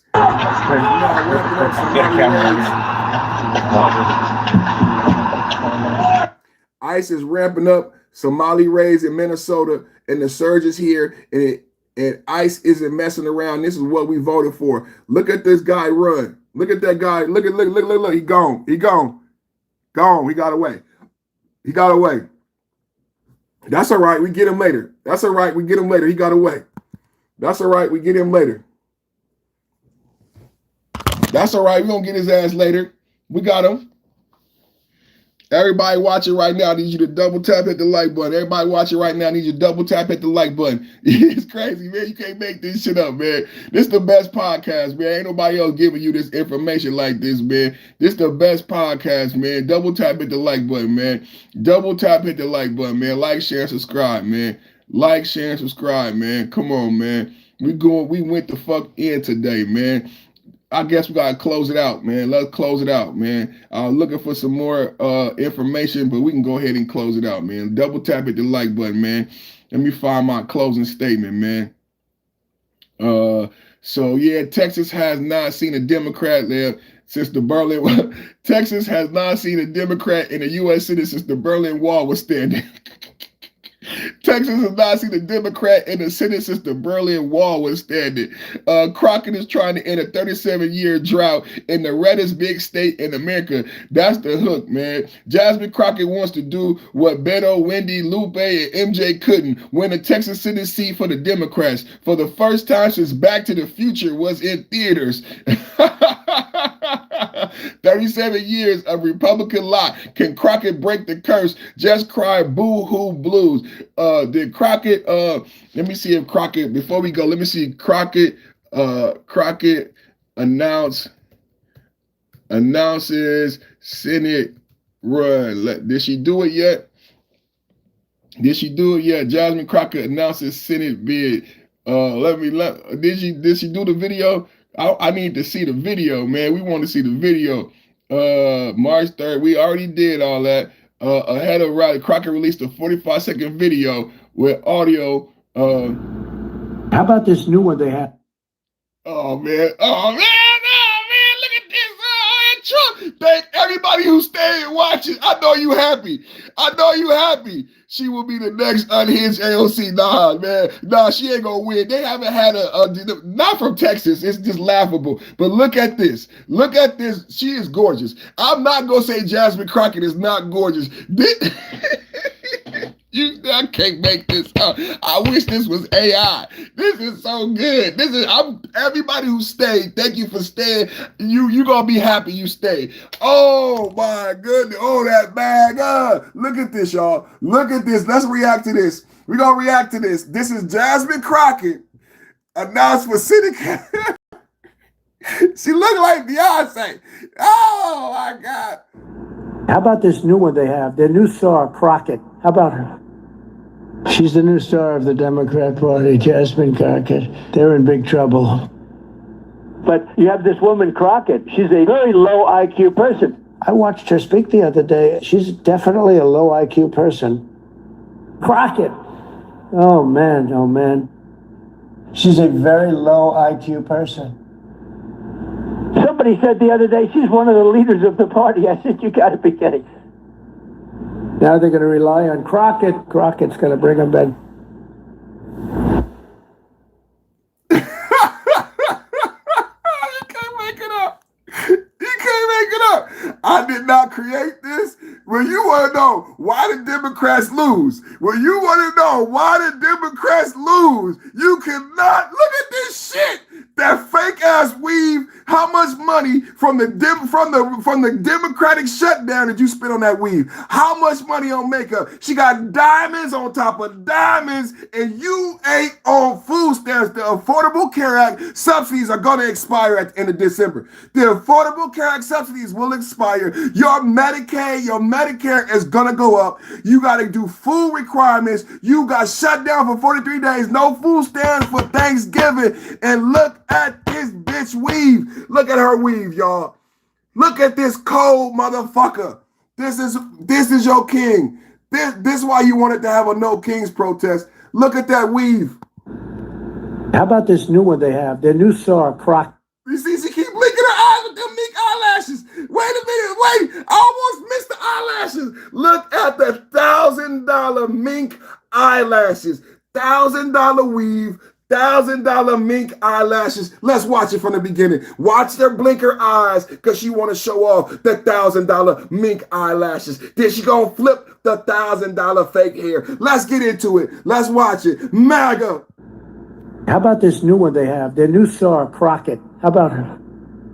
She's the new star of the Democrat Party, Jasmine Crockett. They're in big trouble. But you have this woman, Crockett. She's a very low IQ person. I watched her speak the other day. She's definitely a low IQ person. Crockett. Oh, man. She's a very low IQ person. Somebody said the other day she's one of the leaders of the party. I said, you got to be kidding. Now they're going to rely on Crockett. Crockett's going to bring them back. Who gonna pay for all this shit? Look at all the diamonds. Look at the diamonds. Look at the diamonds. Diamonds. Look at all this fake hair. This ain't none of this shit. Who gonna pay for the mink eyelashes? Look at who is the American people supposed to pay for this shit? Y'all been paying for it so far. Y'all was happy to pay for it. You pay for this bitch makeup, eyelashes, and diamonds when you didn't have food stamps. They wanted her to have her fake hair, her eyelashes, and diamonds when you didn't have food stamps. You don't get your Affordable Care Act subsidies. You don't get your work requirements. The big beautiful bill passed under her watch. What do you get? We can see what she get.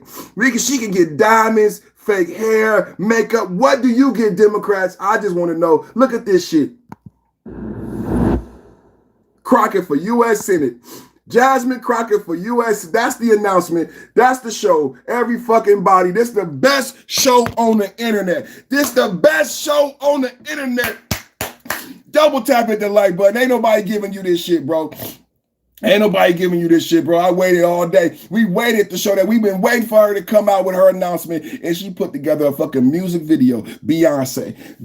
That's who you got to vote for. Motherfucking Beyonce. With all the fake hair and regalia, you can't make the Democrats to shoot themselves in the foot. I wish it was the Republicans' fault. I wish that way I would have somebody to debate. This shit cannot be made up, brothers. This shit cannot be made up, brothers and sisters. Come on, man. Trump news, giving Democrats the Boo-Hoo Blues, giving Democrats the Boo-Hoo Blues. Drop a like if you eating up everything I put down today. Comment Boo-Hoo Blues if you a Democrat watching your grocery bill commit suicide. We back every single day, same bad time, same bad channel.